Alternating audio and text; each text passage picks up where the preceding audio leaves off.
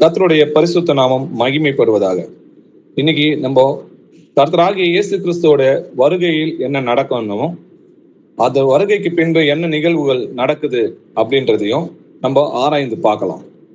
நம்ம ஏற்கனவே கர்த்தராகிய இயேசு கிறிஸ்துவோட வருகையில என்ன நடக்கும்ன்றதை நம்ம ஏற்கனவே நிறைய தடவை பார்த்ததுனால ஒரு 2-3 வசனங்களை மட்டும் நம்ம ஆண்டவராகிய இயேசு கிறிஸ்து வரும்போது என்ன நடக்கும், அதுக்கப்புறம் என்னென்ன நிகழ்வுகள் நடக்க போகுது அப்படின்றத நம்ம பார்க்கலாம். ஆண்டவராகிய இயேசு கிறிஸ்து வரும்போது பாத்தீங்கன்னா பூமியில 3ஆம் உலகப் போர் ஒரு முடிவுக்கு வர்ற நிலையில இருக்கும். கர்த்தருடைய நாள் இரவிலே திருடன் வருகிற விதமாய் வரும். அப்பொழுது வானங்கள் மடமடவென்று அகன்று போவும், பூதங்கள் வெந்து உருகி போவும், பூமியும் அதில் உள்ள கிரியைகளும் எரிந்து அழிந்து போவும் சொல்லி எழுதியிருக்கு. அப்போ இது எப்ப நடக்கும் பாத்தீங்கன்னா இது கர்த்தருடைய நாள் அப்படின்னு சொல்லி எழுதியிருக்கு. தேவனுடைய நாள் சீக்கிரமாய் வரும்படி மிகுந்த ஆவலோட காத்திருங்கள்.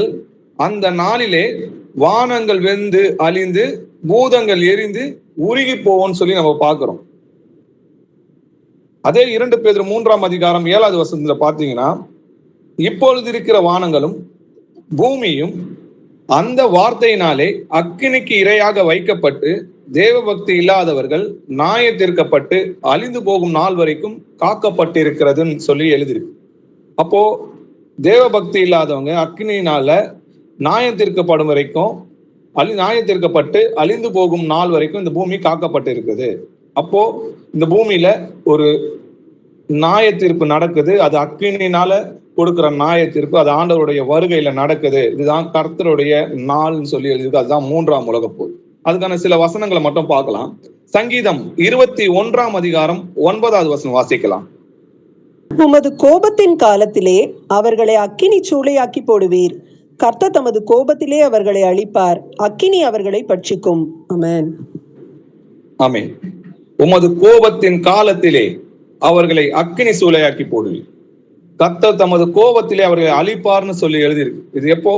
அக்கினி அவர்களை பட்சிக்கும். இது 3ஆம் உலக போர்ல நடக்க போற யுத்தத்துல அணு ஆயுதங்களால நடக்க போற யுத்தத்தால ஏற்படக்கூடிய பாதிப்பு அது கர்த்தருடைய கோபம் சொல்லி எழுதியிருக்கு.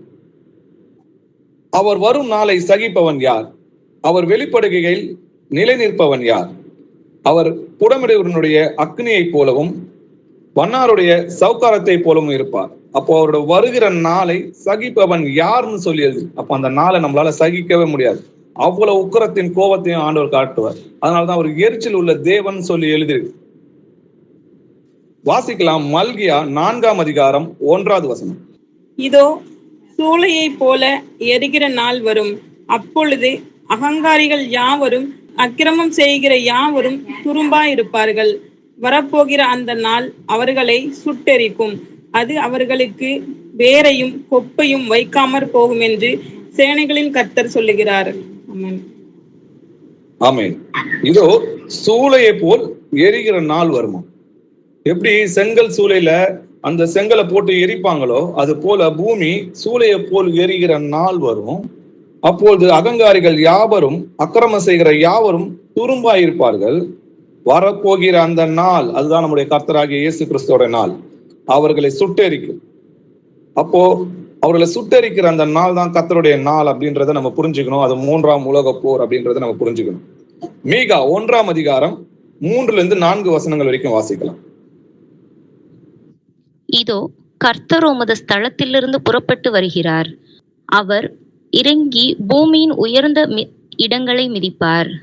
மெழுகு அக்கினிக்கு முன்பாக உருகுகிறது போலவும் மலைகளிலிருந்து பாயும் தண்ணீர் தரையை பிளக்கிறது போலவும் பர்வதங்கள் அவர் கீழே உருகி பள்ளத்தாக்குகள் பிளந்து போகும்.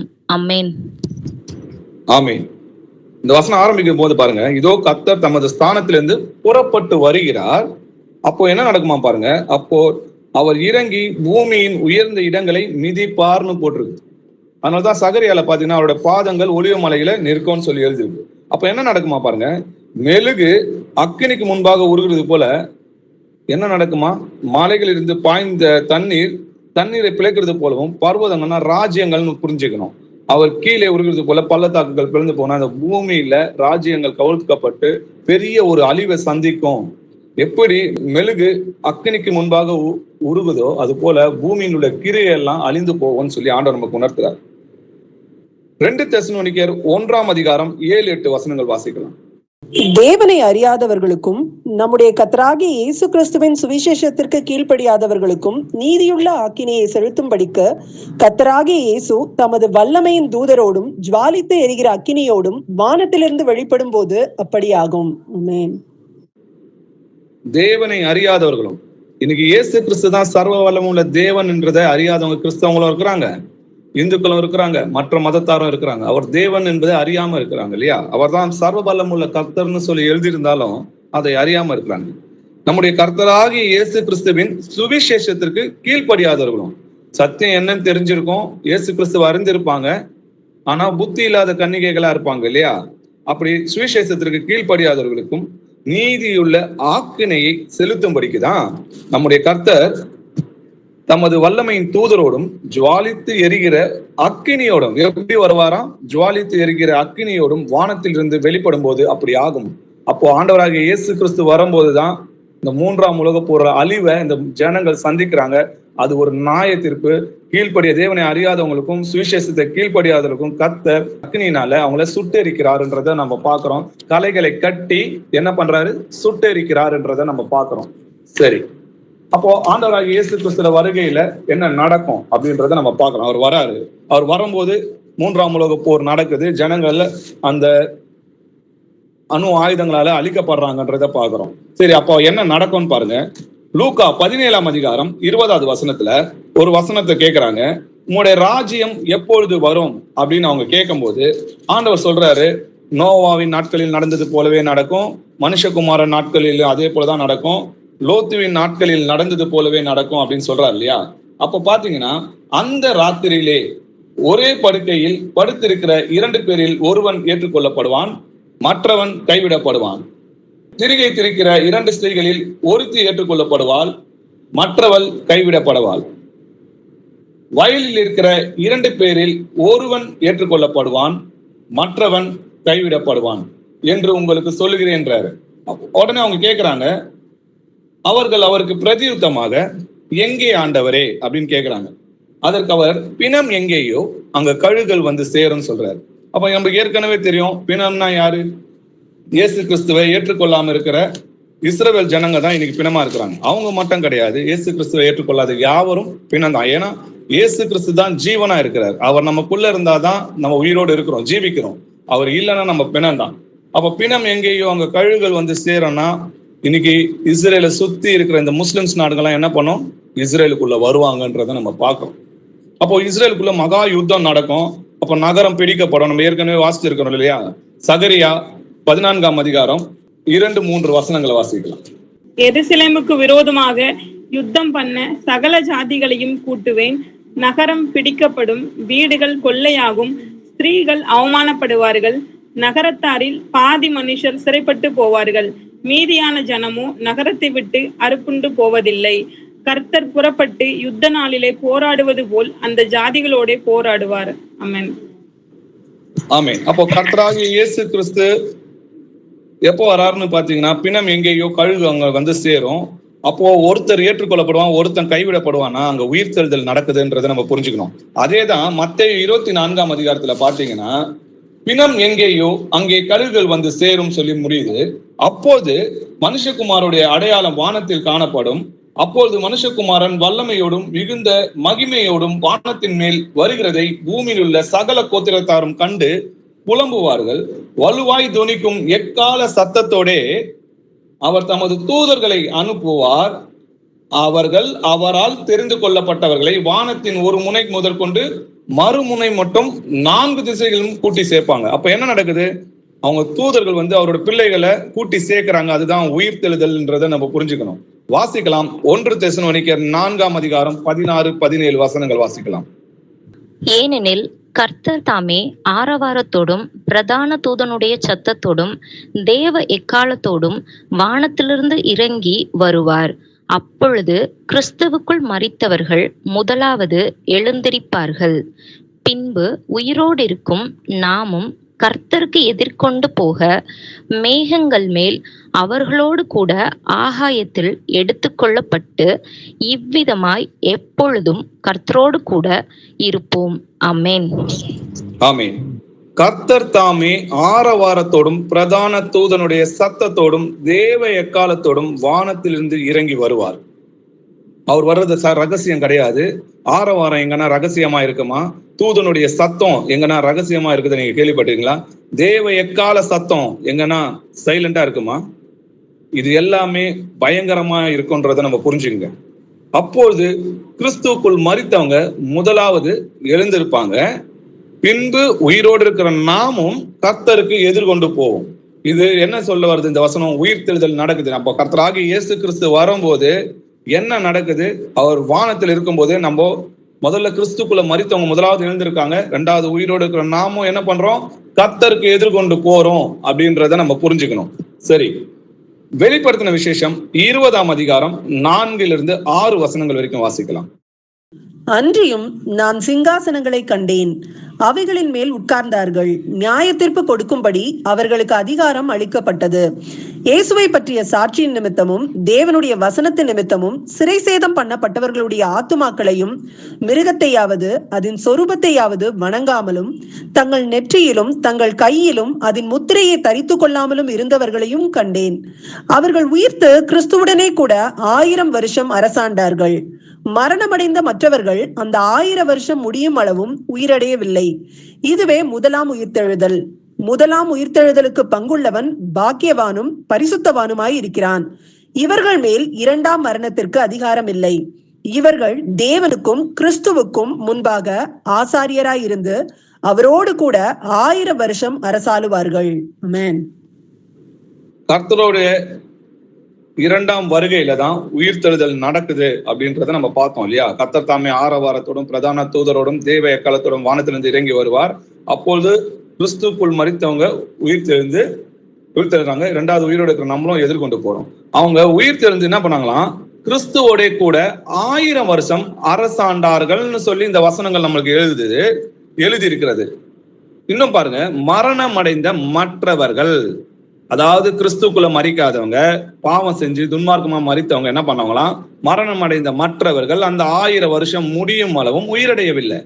அதாவது கிறிஸ்துக்குள் மரித்தவங்கன்னா தேவனுக்குள் உண்மையா ரத்த சாட்சியாகவும் அவருக்காக உண்மையா இருந்து அவருக்காக காத்திருந்து மரித்தவங்க தான் உயிர் தெழுறாங்களே தவிர துன்மார்க்கமா மரித்தவங்க உயிர் தடையவில்லை. அப்ப என்ன சொல்லுது இந்த வசனம்? மற்றவர்கள், மரணம் அடைந்த மற்றவர்கள்னா இந்த துன்மார்க்கமா மரணம் அடைந்தவங்க அந்த 1000 வருஷம் அளவும் உயிரடையவில்லை. இதுவே முதலாம் உயிர்த்தெழுதல். அப்போ 7 வருஷம் கழிச்சு திரும்பவும் எழுப்புவேன். நடுவுல ஒரு 3 வருஷம் உபத்திர காலம், அதுக்கப்புறம் வருஷம் 3 வருஷம் மகா உபத்திர காலம்ன்றது எல்லாமே பொய். இதெல்லாம் தேவ வசனத்துக்கு புறம்பாய் இருக்கிறது. நல்லா பாருங்க, மரணம் அடைந்த மற்றவர்கள் அந்த 1000 வருஷம் முடியும் அளவும் உயிரடையவில்லை. இதுவே முதலாம் உயிர்த்தெழுதல். அப்ப கிறிஸ்துவோட என்ன பண்றாங்க? கிறிஸ்து வரும்போது உயிர்த்தெழுந்தவங்க அவரோட கூட 1000 வருஷம் அரசாடுறாங்க. இதுவே முதலாம் உயிர்த்தெழுதல். முதலாம் உயிர்த்தெழுதலுக்கு பங்குள்ளவன் பாக்கியவானும் பரிசுத்தவானும் இருக்கிறான். இவர்கள் மேல் 2ஆம் மரணத்திற்கு அதிகாரம் இல்லை. இவர்கள் தேவனுக்கும் கிறிஸ்துவுக்கும் முன்பாக ஆசாரனா இருந்து அவரோட கூட 1000 வருஷம் அரசாண்டாங்க. அப்போ நீங்க என்ன நடக்குது? உயிர்த்தெழுதல் நடக்குது. உயிர்த்தெழுதல்ல பாத்தீங்கன்னா அவரோட கூட உயிர் தெரிந்து என்ன நடக்குது? 1000 வருஷம் அவரோட கூட நம்ம அரசாடுறோம். சரி, 1000 வருஷம் எங்க அரசாடுறோம் பாருங்க? பரலோகத்திலையா அப்படின்றத நம்ம கேட்டு பார்க்கலாம். வெளிப்படுத்தின விசேஷம் 5ஆம் அதிகாரம் 10வது வசனம் வாசிக்கலாம். எங்கள் தேவனுக்கு முன்பாக எங்களை ராஜாக்களும் ஆசாரியர்களும் ஆக்கினீர், நாங்கள் பூமியிலே அரசாளுவோம் என்று புதிய பாட்டை பாடினார்கள். ஆமென். ஆமென். அப்போ எங்கள் தேவனுக்கு முன்பாக எங்களை ராஜாக்களும் ஆசாரியும் ஆக்கினீர், நாங்கள் பூமியிலே அரசாளுவோம் என்று புதிய பாட்டை பாடினாங்க. அப்ப சாந்த குணமுள்ளவர்கள் பூமியை சுதந்திரித்துக் கொள்வார்கள்னு சொல்லி எழுதியிருக்கு. நம்ம கர்த்தராகிய இயேசு கிறிஸ்துவோட தான் பூமியில அரசால போறோம் அப்படின்றதுக்கான வசனம் நம்ம பின்னாடி பார்க்கலாம். இப்ப என்ன நடக்குது? கர்த்தர் தாமே ஆரவாரத்தோடும் பிரதான தூதரோடு வரும்போது உயிர்த்தெழுதல் நடக்குது. இதுதான் முதலாம் உயிர்த்தெழுதல். உயிர்த்தெழுதலுக்கு அப்புறம் 1000 வருஷம் அரசாட்சி நடக்குது என்றதை புரிஞ்சுக்கணும். அப்ப நம்ம கர்த்தராகிய இயேசு கிறிஸ்துவோட 2ஆம் வருகையில தான் உயிர்த்தெழுதல் நடக்குது. சரி, அவரோட வருகையில தான் அந்தி கிறிஸ்துவை அழிக்கிறார் அப்படின்றத நம்ம புரிஞ்சுக்கணும். 2 தெசலோனிக்கர் 2ஆம் அதிகாரம் 1 - 3 வசனங்கள் வாசிக்கலாம். அன்றியும் சகோதரரே, நம்முடைய கர்த்தராகிய இயேசு கிறிஸ்துவின் வருகையையும் நாம் அவரிடத்திலே சேர்க்கப்படுவதையும் குறித்து நாங்கள் உங்களை வேண்டிக் கொள்கிறது என்னவென்றால், ஒரு ஆவியினாலாவது வார்த்தையினாலாவது எங்களிடத்திலிருந்து வந்ததாய் தோன்றுகிற ஒரு நிருபத்தினாலாவது கிறிஸ்துவினுடைய நாள் சமயமாய் இருக்கிறதாக சொல்லப்பட்டால் உடனே சஞ்சலப்படாமலும் கலங்காமலும் இருங்கள். எவ்விதத்தினாலும் ஒருவனும் உங்களை மோசம் போக்காதபடிக்கு எச்சரிக்கையாயிருங்கள். ஏனெனில் விசுவாச துரோகம் முந்தி நேரிட்டு கேட்டின் மகனாகிய பாவ மனுஷன் வெளிப்பட்டால் ஒழிய அந்த நாள் வராது. ஆமென். ஆமென். அன்றியும் சகோதரரே, நம்முடைய கர்த்தராகிய இயேசு கிறிஸ்துவின் வருகையும் நாம் அவரிடத்தில் சேர்க்கப்படுவதையும் குறித்து நாங்கள் உங்களுக்கு வேண்டிக் கொள்கிறது என்னவென்றால், அதாவது உயிர்த்தெழுதல் நடக்குதுன்னு யாராவது சொன்னா நீங்க என்ன சொல்லணும், என்ன நினைக்கணும் அப்படின்ற ஆண்டவர் சொல்றாரு பாருங்க. ஒரு ஆவியிலாவது வார்த்தையிலாவது எங்களிடத்திலிருந்து வந்ததாய் தோன்றுகிற ஒரு நிருபத்திலாவது கிறிஸ்துவுடைய நாள் சமீபமாய் இருக்கிறது என்று சொல்லப்பட்டால் உடனே சஞ்சலப்படாமலும் கலங்காமலும் இருங்கள். எவ்விதத்திலும் ஒருவனும் உங்களை மோசம் போக்காதபடிக்கு எச்சரிக்கையாயிருங்க. ஏனெனில் விசுவாச துரோகம் முந்தி நேரிட்டு கேட்டின் மகனாகிய பாவ மனுஷன் வெளிப்பட்டால ஒழிய அந்த நாள் வராது. அத விசுவாச துரோகனா என்னது? நானே அவர் என்று நீங்கள் விசுவாசியாவிட்டால் உங்கள் பாவங்களாலே சாவீர்கள் சொல்லி எழுது. இப்போ நான் மாம்சத்துல வெளிப்பட்டது தேவன் என்பதை அறியாம இன்னைக்கு திருத்துவம் ரகசிய வருக, இது எல்லாமே அந்த அந்தி கிறிஸ்துவாகிய போப்பு கிட்ட இருந்து வந்த உபதேசங்கள். உக்கிரமான மதுன்னு சொல்லி வெளிப்படுத்தின விஷயத்துல எழுதியிருக்கு. அப்படிப்பட்ட அந்த பாவ மனுஷனாகிய அந்தி கிறிஸ்து வெளிப்பட்டால ஒரே அந்த நாள் வராதுன்னு சொல்றாரு. இன்னைக்கு அந்தி கிறிஸ்து வெளிப்பட்டு ரொம்ப நாள் ஆயிருக்குதுன்றதை நம்ம அறிந்திருக்கிறோம் இல்லையா? சரி, அப்போ கர்த்தர் அவருடைய வருகையில தான் அந்த அக்கிரமக்காரனை நாசம் பண்ணுவார்னு சொல்லி எழுதியிருக்கு. வாசிக்கலாம். 2 தெசலோனிக்கேயர் 2ஆம் அதிகாரம் 8வது வசனம். நீக்கப்படும் பொழுது அந்த அக்கிரமக்காரன் வெளிப்படுவான். அவரை கர்த்தர் தம்முடைய வாயின் சுவாசத்தினாலே அழித்து தம்முடைய வருகையின் பிரசன்னத்தினாலே நாசம் பண்ணுவார். ஆமென். ஆமென். நீக்கப்படும் போது அந்த அக்கிரமக்காரன் வெளிப்படுவான். யாரு? இந்த போப்பு வெளிப்படுவான்னு சொல்லி முன்னதாகவே தேவன் நமக்கு அறிவித்திருக்கிறார். அவனை கர்த்தர் தம்முடைய வாயின் சுவாசத்தினாலே அழித்து தம்முடைய வருகையின் பிரசன்னத்தினாலே அவனை நாசம் பண்ணுவார். அவர் வந்துதான் அவனை அழிப்பாருன்றத இந்த வசனம் நமக்கு தெளிவா தெரியுது. அப்போ அவரோட வருகையில அவனை அழிப்பாருன்றதை நம்ம புரிஞ்சுக்கிறோம். தானியேல் 7ஆம் அதிகாரம் 10-11 வசனங்கள் வாசிக்கலாம். அக்கினி நதி அவர் சந்நிதியில் இருந்து புறப்பட்டு ஓடினது. 1000 பேர் அவரை சேவித்தார்கள். கோடா கோடி பேர் அவருக்கு முன்பாக நின்றார்கள். நியாய சங்கம் உட்கார்ந்திருந்தது. புஸ்தகங்கள் திறக்கப்பட்டது. அப்பொழுது நான் பார்த்து கொண்டிருக்கையில் அந்த கொம்பு பெருமையான பேச்சுகளை பேசினது நிமித்தம் அந்த மிருகம் கொலை செய்யப்பட்டது. அதன் உடல் அழிக்கப்பட்டு எரிகிற அக்கினிக்கு ஒப்பு கொடுக்கப்பட்டது. ஆமென். ஆமென். இந்த வசனம் நம்மளுக்கு என்ன சொல்லுது? அக்கினி நதி அவர் சந்நிதியிலிருந்து புறப்பட்டு ஓடினது. 1000 பேர் அவரை சேவித்தார்கள். கோடானிய கோடி பேர் அவருக்கு முன்பாக நின்றார்கள். நியாய சங்கம் உட்கார்ந்தது. புஸ்தகங்கள் திறக்கப்பட்டதுன்னா நியாய தீர்ப்பு கொடுக்கிறாருன்றதை நம்ம பார்க்கிறோம். அப்பொழுது நான் பார்த்து நிற்கும் போது அந்த கொம்பு பெருமையான பேச்சுகளை பேசின நிமித்தம் அந்த மிருகம் கொலை செய்யப்பட்டு அதன் உடல் அழிக்கப்பட்டு எரிகிற அக்கினிக்கு ஒப்பு கொடுக்கப்பட்டது. அந்த மிருகம் யாருமே கிடையாது, அந்தி கிறிஸ்துன்றதை நம்ம புரிஞ்சுக்கணும். அப்ப அந்தி கிறிஸ்து நரகத்துல கர்த்தர் தள்ளுறாரு அப்படின்றத நம்ம பார்க்கிறோம். அதே தான் வெளிப்படுத்தின விசேஷத்துல வாசிக்கலாம். வெளிப்படுத்தின விசேஷம் 19ஆம் அதிகாரம் 20வது வசனம். அப்பொழுது மிருகம் பிடிக்கப்பட்டது.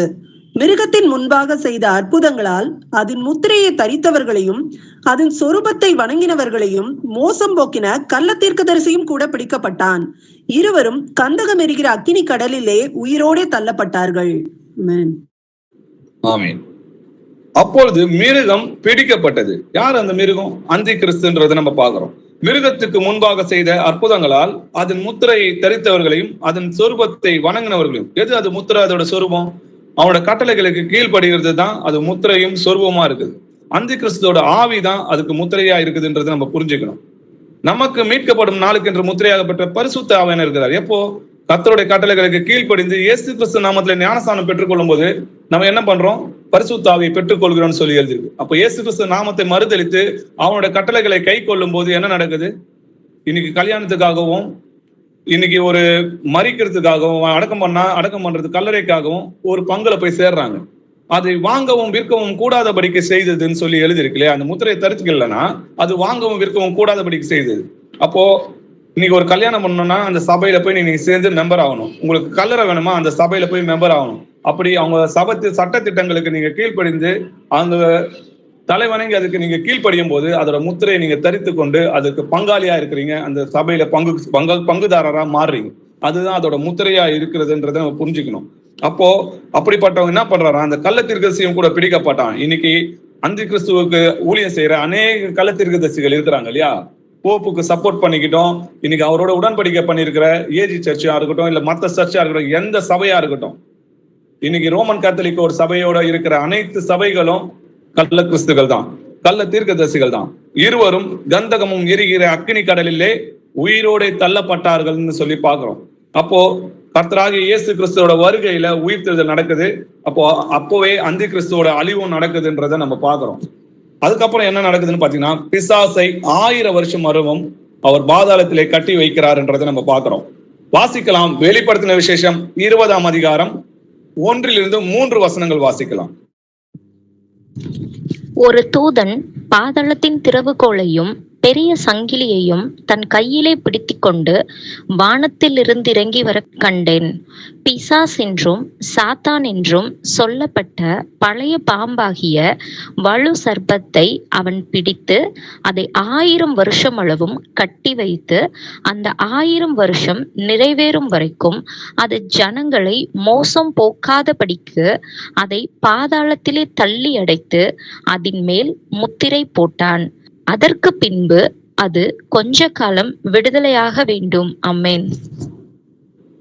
ஆமென். ஒரு தூதன் பாதாளத்தின் திறவுகோலையும் பெரிய சங்கிலியையும் தன் கையில் பிடித்துக்கொண்டு வானத்திலிருந்து இறங்கி வர கண்டேன். பிசாஸ் என்றும் சாத்தான் என்றும் சொல்லப்பட்ட பழைய பாம்பாகிய வலு சர்ப்பத்தை அவன் பிடித்து என்ன பண்றானா, அந்த 1000 வருஷம் அளவும் கட்டி வைத்தான். எப்போ அந்த 1000 வருஷம்? கர்த்தராகிய இயேசு கிறிஸ்துவோட ராஜ்யம் தான் 1000 வருஷம். அப்ப அந்த 1000 வருஷம் ஆரம்பிக்கிறதுக்கு முன்னாடியே என்ன பண்றாரு, பிசாச காவல்ல கட்டி வைக்கிறார் என்றதை நம்ம பாக்குறோம். அந்த 1000 வருஷம் நிறைவேறும் வரை அது ஜனங்களை மோசம் போக்காதபடிக்கு அதை பாதாளத்திலே தள்ளி அடைத்து அதன் மேல் முத்திரை போட்டான். அதற்கு பின்பு கொஞ்ச காலம் அது விடுதலை ஆக வேண்டும். அந்த கொஞ்ச காலம்ன்றது தான் 1000 வருஷத்துக்கு பிறகுதான் அந்த பிசாசு விடுதலை ஆகணும். இதைதான் ஆண்டவராகிய இயேசு கிறிஸ்து ஓமையா பேசியிருக்கிறார். வாசிக்கலாம். லூக்கா 11ஆம் அதிகாரம் 20-22 வசனங்கள் வரைக்கும் வாசிக்கலாம். நான் தேவனுடைய விரலினாலே பிசாசுகளை துரத்துகிறபடியால் தேவனுடைய ராஜ்யம் உங்களிடத்தில் வந்திருக்கிறது. ஆயுதம் தரித்த பலவான் தன் அரண்மனையை காக்கிற போது அவனுடைய பொருள் பத்திரப்பட்டிருக்கும்.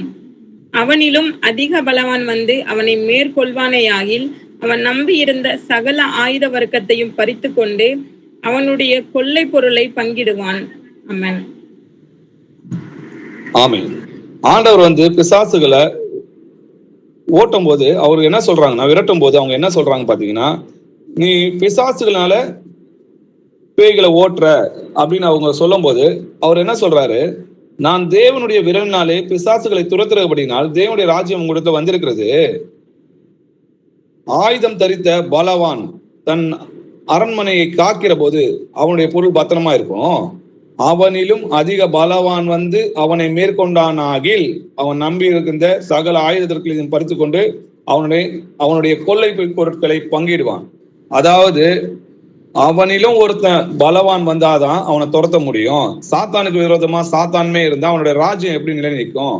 அப்போ ஒரு பொருளை நம்ம கொள்ளடிக்கணும்னா முதல்ல அதை காக்குறவனை முதல்ல என்ன பண்ணும், அவனிலும் பலவான் வந்து அவனை கட்டினால ஒரே அந்த பொருட்களை கொள்ளையிட முடியாது. அப்போ இந்த உலகத்தின் அதிபதி யாருன்னு பாத்தீங்கன்னா பிசாசு. அவனை கட்டினால ஒழிய அவங்ககிட்ட இருந்து இந்த ராஜ்யத்தை நம்ம எடுத்துக்கொள்ள முடியாது. அவனை கட்டின பிறகுதான் அந்த ராஜ்யத்தை நம்ம ஆள முடியும்ன்றத ஆவியானவர் நம்மளுக்கு சொல்றாரு. இதை இன்னும் புரிஞ்சுக்கணும்னா இன்னும் அதே உண்மையை மத்தேயுல வாசிக்கலாம். மத்தேயு 12ஆம் அதிகாரம் 28-29 வசனங்கள் வாசிக்கலாம். நான் தேவனுடைய ஆவியினாலே பிசாசுகளை துரத்துகிறபடியால் தேவனுடைய ராஜ்யம் உங்களிடத்தில் வந்திருக்கிறதே. அன்றியும் பலவானை முந்தி கட்டினாலொழிய பலவானுடைய வீட்டுக்குள் ஒருவன் புகுந்து அவன் உடைமைகளை எப்படி கொள்ளையிடக்கூடும்? கட்டினானே ஆகில் அவன் வீட்டை கொள்ளையிடலாம். ஆமென். நான் தேவனுடைய ஆவினாலே பிசாசுகளை துரத்துகிறபடியால் தேவனுடைய ராஜ்யம் உங்களிடத்தில் வந்திருக்கிறது. அன்றியும் பலவானை முந்தி கட்டினால ஒழிய, பிசாச முதல்ல கட்டினாதான் இன்னைக்கு இந்த உலகத்துக்கு அதிபதியா இருக்கிற பிசாச முதல்ல கட்டினாதான் இந்த உலகத்தை என்ன முடியும், ஆள முடியும். இப்ப ராஜாக்கள் பாத்தீங்கன்னா ஒரு இடத்துல படம் எடுக்கும் போது அந்த ராஜாவை ஏற்கனவே ஆண்டு கொள்ளுகிற அந்த ராஜாவை அழிச்சுதான், அவனை சிறையில் அடிச்சுதான் அந்த ராஜ்யத்தை மேற்கொள்வாங்க. அதே போல இன்னைக்கு இந்த உலகத்தை ஆண்டு கொள்ளுன்னு சொல்லி ஆதாம் கிட்டதான் ஆண்டவர் இதை ஒப்பு கொடுத்தார். ஆதாம் கீழ்ப்படியாமையினால இந்த ராஜ்யத்தின் மகிமையெல்லாம் பிசாசுக்கு போச்சு. கர்த்தராகிய இயேசு கிறிஸ்துவோட 2ஆம் வருகையில தான் அவர் 1000 வருஷம் கட்டி வச்சு அவனோட ராஜ்யத்தை அவர் ஆண்டு கொள்வார்ன்றதை நம்ம புரிஞ்சுக்கிறோம். அப்போ அவர் பூமியில இறங்கும் போது செம்மறியாடு வெள்ளாடு நியாய தீர்ப்பு நடக்குது அப்படின்றத நம்ம புரிஞ்சுக்கணும். வாசிக்கலாம் மத்தேயு 25ஆம் அதிகாரம் 31வது வசனம். அன்றியும் மனுஷகுமாரன் தமது மகிமை பொருந்தினவராய் சகல பரிசுத்த தூதரோடும் கூட வரும் பொழுது தமது மகிமையுள்ள சிங்காசனத்தின் மேல் வீற்றிருப்பார். ஆமென். ஆமென். 2ஆம் வருகையில ஒரு நியாய தீர்ப்பு இருக்குதுன்றதுக்கான வசனம் இது. அன்றியும் மனுஷகுமாரன் தமது மகிமை பொருந்தினவராய் சகல பரிசுத்த தூதரோடும் வரும்போது தமது மகிமையுள்ள சிங்காசனத்தின் மேல் வீற்றிருப்பார். அப்போ பூமியில அவர் சிங்காசனத்தின் மேல் வீற்றிருப்பார். எதற்காக வீற்றிருக்கிறார்னு பாருங்க, நியாய தீர்ப்பு கொடுக்கறதுக்காக அவர் வீற்றிருக்கிறார். வாசிக்கலாம் மத்தேயு 25ஆம் அதிகாரம் 34வது வசனம். அப்பொழுது ராஜா தமது வலது பக்கத்தில் நிற்பவர்களை பார்த்து, வாருங்கள் என் பிதாவினால் ஆசீர்வதிக்கப்பட்டவர்களே, உலகம் உண்டானது முதல் உங்களுக்காக ஆயத்தம் பண்ணப்பட்டிருக்கிற ராஜ்யத்தை சுதந்திரித்துக் கொள்ளுங்கள். ஆமென். ஆமென். ராஜ்யத்தை சுதந்திரத்துக்கு முன்னாடி ஒரு நியாய தீர்ப்பு அப்படின்றத நம்ம புரிஞ்சுக்கணும். நம்ம 1000 வருஷம் அரசாட்சி போறதுக்கு முன்னாடியே ஒரு நியாய தீர்ப்பு இருக்குது இல்லையா? உலகம் உண்டானது முதல் கொண்டு உங்களுக்காக ஆயத்தம் பண்ணிருக்கிற ராஜ்யத்தை சுதந்திரத்து கொள்ளுங்கள்னா, அப்பனா இனிமே அதுக்கு முன்னாடி கிடையாது. சுதந்திரத்து கொள்ளுங்கன்னா நம்ம இனிமேல் தான் அதை அடைய போறோம் அப்படின்றத நம்ம புரிஞ்சுக்கணும். அப்போ வலது பக்கத்துல நிற்கிறவங்க யாருன்னு பாத்தீங்கன்னா, ஆவிக்குரிய சரீரத்துல இருக்கிற தேவ பிள்ளைகள், இயேசு கிறிஸ்துவுக்காக மரித்து கிறிஸ்துக்குள்ள மரித்தவங்களும் அவருக்காக காத்திருந்தவங்களும் அவருடைய கூட உயிர் தெளிந்து என்ன பண்றாங்க, வலது பக்கத்துல ஆவிக்குரிய சரீரத்துல இருக்கிறாங்க. இடது பக்கத்துல இருக்கிறவங்க எல்லாம் மாம்ச சரீரத்துல தேவனுக்கு துரோகம் பண்ணவங்களும் ஆண்டவருடைய கட்டளைகளுக்கு கீழ்ப்படியாதவங்களாம் இருக்கிறாங்க அப்படின்றத நம்ம புரிஞ்சுக்கணும். வாசிக்கலாம் மத்தேயு 25ஆம் அதிகாரம் 31 இருந்து 33 வசனங்கள் வரைக்கும் வாசிக்கலாம். அன்றியும் மனுஷகுமாரன் தமது மகிமை பொருந்தினவராய் சகல பரிசுத்த தூதரோடும் கூட வரும்போது தமது மகிமையுள்ள சிங்காசனத்தின் மேல் வீற்றிருப்பார். அப்பொழுது சகல ஜனங்களும் அவருக்கு முன்பாக சேர்க்கப்படுவார்கள். மேய்ப்பனானவன் செம்மறி ஆடுகளையும் வெள்ளாடுகளையும் வெவ்வேறாக பிரிக்கிறது போல அவர்களை அவர் பிரித்து செம்மறி ஆடுகளை தமது வலது பக்கத்திலும் வெள்ளாடுகளை தமது இடது பக்கத்திலும் நிறுத்துவார். அப்பொழுது ராஜா தமது வலது பக்கத்தில் நிற்பவர்களை பார்த்து, வாருங்கள் என் பிதாவினால் ஆசிர்வதிக்கப்பட்டவர்களே, உலகம் உண்டானது முதல் உங்களுக்காக ஆயத்தம் பண்ணப்பட்டு இருக்கிற ராஜ்யத்தை சுதந்திரித்துக் கொள்ளுங்கள். ஆமென். ஆமென். நல்லா பாருங்க, மனுஷகுமார தமது மகிமை பொருந்தினராய் சகல பரிசுத்த தூதரோட வரும்போது சிங்காசனத்தின் மேல் வீட்டு நிற்கிறாரு. அப்பொழுது என்ன பண்றாராம், செம்மறி ஆடுகளையும் வெள்ளாடுகளையும் வெவ்வேறாக பிரிக்கிறது போல அவர் பிரித்து, யாரு வலது பக்கத்துல இருக்கிறவங்க செம்மறி ஆடும், இடது பக்கத்துல இருக்கிறவங்க வெள்ளாடுமா இருக்கிறாங்க. அப்ப செம்மறி ஆடா இருக்கிறது வலது பக்கத்துல இருக்கிறவங்க யாருன்னு பாத்தீங்கன்னா ஆவிக்குரிய சரீரத்துல இருக்கிறாங்க. அந்த வித்தியாசம் தெரியணுன்றதுக்காக தான் செம்மறி ஆடு வெள்ளாடுன்றாரு. அப்போ இடது பக்கத்துல இருக்கிறவங்க பாத்தீங்கன்னா மாம்ச சரீரத்துலதான் இருக்கிறாங்க, கீழ்ப்படியாத கிறிஸ்தவர்களாக இருக்கிறாங்க. அப்போ ஆண்டவர் என்ன சொல்றாரு, ராஜா வலது பக்கத்தில் இருக்கிறவங்களை பார்த்து, என் பிதாவினால் ஆசீர்வதிக்கப்பட்டவர்களே, உலகம் உண்டானது முதல் உங்களுக்காக ஆயத்தம் பண்ணிருக்கிற ராஜ்யத்தை சுதந்திரித்துக் கொள்ளுங்கள். அதாவது 1000 வருஷம் அரசாட்சிக்குள்ள வாங்கன்னு சொல்றாரு. அப்போ நான் பசியா இருந்தேன், எனக்கு போஜனம் கொடுத்தீங்க. நான் தாகமா இருந்தேன், என் தாகத்தை தீர்த்தீங்க. அந்நியரா இருந்தேன், என்னை சேர்த்து கொண்டீங்க. வஸ்திரம் இல்லாத இருந்தேன், எனக்கு வஸ்திரம் கொடுத்தீங்க. வியாதிதஸ்தனா இருந்தேன், என்னை விசாரிக்க வந்தீங்க. நான் காவலில் இருந்தேன், என்னை பார்க்க வந்தீங்க. அப்போ நீதிமான் கேட்பாங்க, ஆண்டவரே நாங்க எப்போ உங்களை பசி உள்ளவராக கண்டு உங்க தாகத்தை தீர்த்தோம், எப்போ உங்களுக்கு போஜனம் கொடுத்தோம், எப்போ நாங்க தாகம் உள்ளவராக கண்டு தண்ணீர் கொடுத்தோம், எப்போ அந்நியரா உங்களை நான் சேர்த்து கொண்டோம், எப்போ உங்களுக்கு வஸ்திரம் கொடுத்தோம், எப்போ நாங்க வியாதிஸ்தரா இருந்து உங்களை விசாரிக்க வந்தோம், எப்போ காவல்ல இருக்கும்போது நாங்க பார்க்க வந்தோம்னு கேட்பாரு. அதற்கு கர்த்தர் சொல்லுவாரு, சிறியவராகிய என் சகோதரரான இவர்களில் ஒருவனுக்கு நீங்கள் எதை செய்தீர்களோ, இன்னைக்கு ஏழைகளுக்கும் திக்கற்ற பிள்ளைகளுக்கும் விதவைகளுக்கும் ஆசிரமத்துல இருக்கிறவங்களுக்கும் ஹாஸ்டல்ல இருக்கிறவங்களுக்கும் ரோட்ல இருக்கிறவங்களுக்கும் நம்ம எதெல்லாம் செய்யறோமோ அதெல்லாம் யாருக்கு செஞ்சீங்கன்னு சொல்றாரு, எனக்கே செய்திகள்னு சொல்லி நம்முடைய கர்த்தர் சொல்றார். அப்போ இடது பக்கத்துல நிக்கிறவங்க பார்த்து, சபிக்கப்பட்டவர்களே, என்னை விட்டும் பிசாசுக்காகவும் அவன் தூதனுக்காகவும் ஆயத்தம் பண்ணியிருக்கிற நித்திய ஆக்கினிலே போங்கன்னு சொல்றாரு. அப்போ அந்தபடி இவர்கள் நித்திய ஜீவனை அடையவும், நீதிமான்களோ நித்திய ஜீவனை அடையவோ, இவர்களோ நித்திய ஆக்கினை அடையவும் போங்கன்னு சொல்லி ஆண்டவர் நியாயத்தீர்ப்பு கொடுக்கறத நம்ம பார்க்கிறோம். அதுதான் செம்மறியாடு வெள்ளாடு நியாயத்தீர்ப்பு. அப்ப இடது பக்கத்துல இருக்கிறவங்க, கர்த்தாவே கர்த்தாவே உன் நாமத்துல பேய்களை ஓட்டணும் அல்லவா, தீர்க்க தரிசனங்களை உரைத்தம் அல்லவானாரு. கர்த்தர் சொல்வார், உங்களை அறியேன், அக்கிரமக்காரரே, என்னை விட்டும் அகன்று போங்க, பிசாசுக்காகவும் அவன் தூதனுக்காகவும் ஆயத்தம் பண்ணியிருக்கிற ஆக்கினி கடையிலே போங்கன்னு சொல்லி அவர்களை தள்ளுறாரு. இத நிறைய ஓமையில சொல்றாரு. வாசிக்கலாம். லூக்கா 19ஆம் அதிகாரம் 12வது வசனம். பிரபுவாகிய ஒருவன் தன் ராஜ்யத்தை பெற்றுக்கொண்டு திரும்பி வரும்படி தூரதேசத்துக்கு போக புறப்பட்டான். ஆமென். ஆமென். பிரபுவாகிய ஒருவன், அது யாரும் இல்ல, நம்முடைய கர்த்தராகிய இயேசு கிறிஸ்து மரித்து உயிரோடு எழுந்து சகல அதிகாரங்களும் உங்களுக்கு கொடுக்கிறேன், நீங்க புறப்பட்டு போய் சுவிசேஷம் அறிவிங்கன்னு சொல்லி அவருடைய அப்போஸ்தலர்களுக்கும் நமக்கும் சகல அதிகாரத்தையும் கொடுத்துட்டு என் நாமத்தை பயன்படுத்துறதுக்கான சகல அதிகாரத்தையும் கொடுத்திருக்காரு. அவர் நமக்கு தகப்பனா இருக்கிறார். அவருடைய நாமத்தை பயன்படுத்தி நீங்கள் புறப்பட்டு போய் சுவிசேஷம் அறிவித்து அநேக ஆத்துமாக்களை ஆதாயப்படுத்தி பேய்களை துரத்துங்க, நோய்களை குணப்படுத்துங்க, அற்புதங்களை செய்யுங்க அப்படின்னு சொல்லி நமக்கு சகல வல்லமையும் அதிகாரத்தையும் நம்ம கொடுத்திருக்கிறார். இயேசு கிறிஸ்துவின் நாமத்துக்கு சகல வல்லமையும் மகிமையும் உண்டு. அவருடைய பிள்ளைகளாகிய நாம் அதை பயன்படுத்துற அதிகாரம் நமக்கு உண்டு. சரி, அதுக்கப்புறம் என்ன நடக்குதுன்னு பாருங்க. லூக்கா 19ஆம் அதிகாரம் 15வது வசனம் வாசிக்கும். அவன் ராஜ்யத்தை பெற்றுக்கொண்டு திரும்பி வந்த போது தன்னிடத்தில் திரவியம் வாங்கியிருந்த அந்த ஊழியக்காரரில் அவனவன் வியாபாரம் பண்ணி சம்பாதித்தது இவ்வளவென்று அறியும்படி அவர்களை தன்னிடத்தில் அழைத்து வர சொன்னான். ஆமென். அவர் ராஜ்யத்தை பெற்றுக்கொண்டு திரும்பி வந்தபோது, 2ஆம் வருகையில் வரும்போது அவர் என்ன பண்றாரு? எல்லார்கிட்டையும் கணக்கு கேட்கிறவரா இருக்கிறார். உங்ககிட்டயும் எங்ககிட்டயும் எனக்கிட்டையும் எல்லார்கிட்டையும் என்ன பண்றாரு? அவர் கணக்கு கேட்கிறாரு. அப்போ கணக்கு கேட்கும் போது என்ன நடக்குதுன்னு பாருங்க. லூக்கா 19ஆம் அதிகாரம் 16ல இருந்து 19 வசனங்கள் வரைக்கும் வாசிங்க. அப்பொழுது முந்தினவன் வந்து, ஆண்டவனே, உம்முடைய ராத்தலினால் 10 ராத்தல் ஆதாயம் கிடைத்தது என்றான். எஜமான் அவனை நோக்கி, நல்லது, உத்தம ஊழியக்காரனே, நீ கொஞ்சத்தில் உண்மையுள்ளவனாய் இருந்தபடியால் 10 பட்டணங்களுக்கு அதிகாரியாய் இரு என்றான். அப்படியே 2ஆம் ஊழியக்காரன் வந்து, ஆண்டவனே, உம்முடைய ராத்தலினால் 5 ராத்தல் ஆதாயம் கிடைத்தது என்றான். அவனையும் அவன் நோக்கி, நீயும் 5 பட்டணங்களுக்கு அதிகாரியாயிரு என்றான். ஆமென். ஆமென். அப்போது முந்தினவன் வந்து, ஆண்டவனே, உம்முடைய ராத்தலில் 10 ராத்தல் ஆதாயம் கிடைத்தது என்றான். அப்போ எஜமான் அவனை நோக்கி, நல்லது உத்தம ஊழியக்காரனே, நீ கொஞ்சத்திலும் உண்மையிலா இருந்தாய், அதனால என்ன பண்ண, நான் ராஜாவா இருக்கிறதுனால நீயும் 10 பட்டணத்துக்கு அதிகாரி ஆயிரு அப்படின்னு சொல்லி அப்படி சொல்றாரு. அதே போல 2ஆம் ஊழியக்காரன் வந்து, ஆண்டவரே, உம்முடைய ராத்தலில் 5 ராத்தல் ஆதாயம் கிடைத்தது என்றான். அவனையும் அவன் நோக்கி, நீ 5 பட்டணத்துக்கு அதிகாரியாயிரு, கொஞ்சத்திலும் உண்மை உள்ளனா இருந்ததுனால நீ அநேகத்தின் மேலேயும் அதிகாரியா இருன்னு சொல்லி ஆண்டவர் என்ன பண்றாரு? அவருடைய கூட நம்ம அரசாள்றோம் அப்படின்றத புரிஞ்சுக்கிறோம் இல்லையா?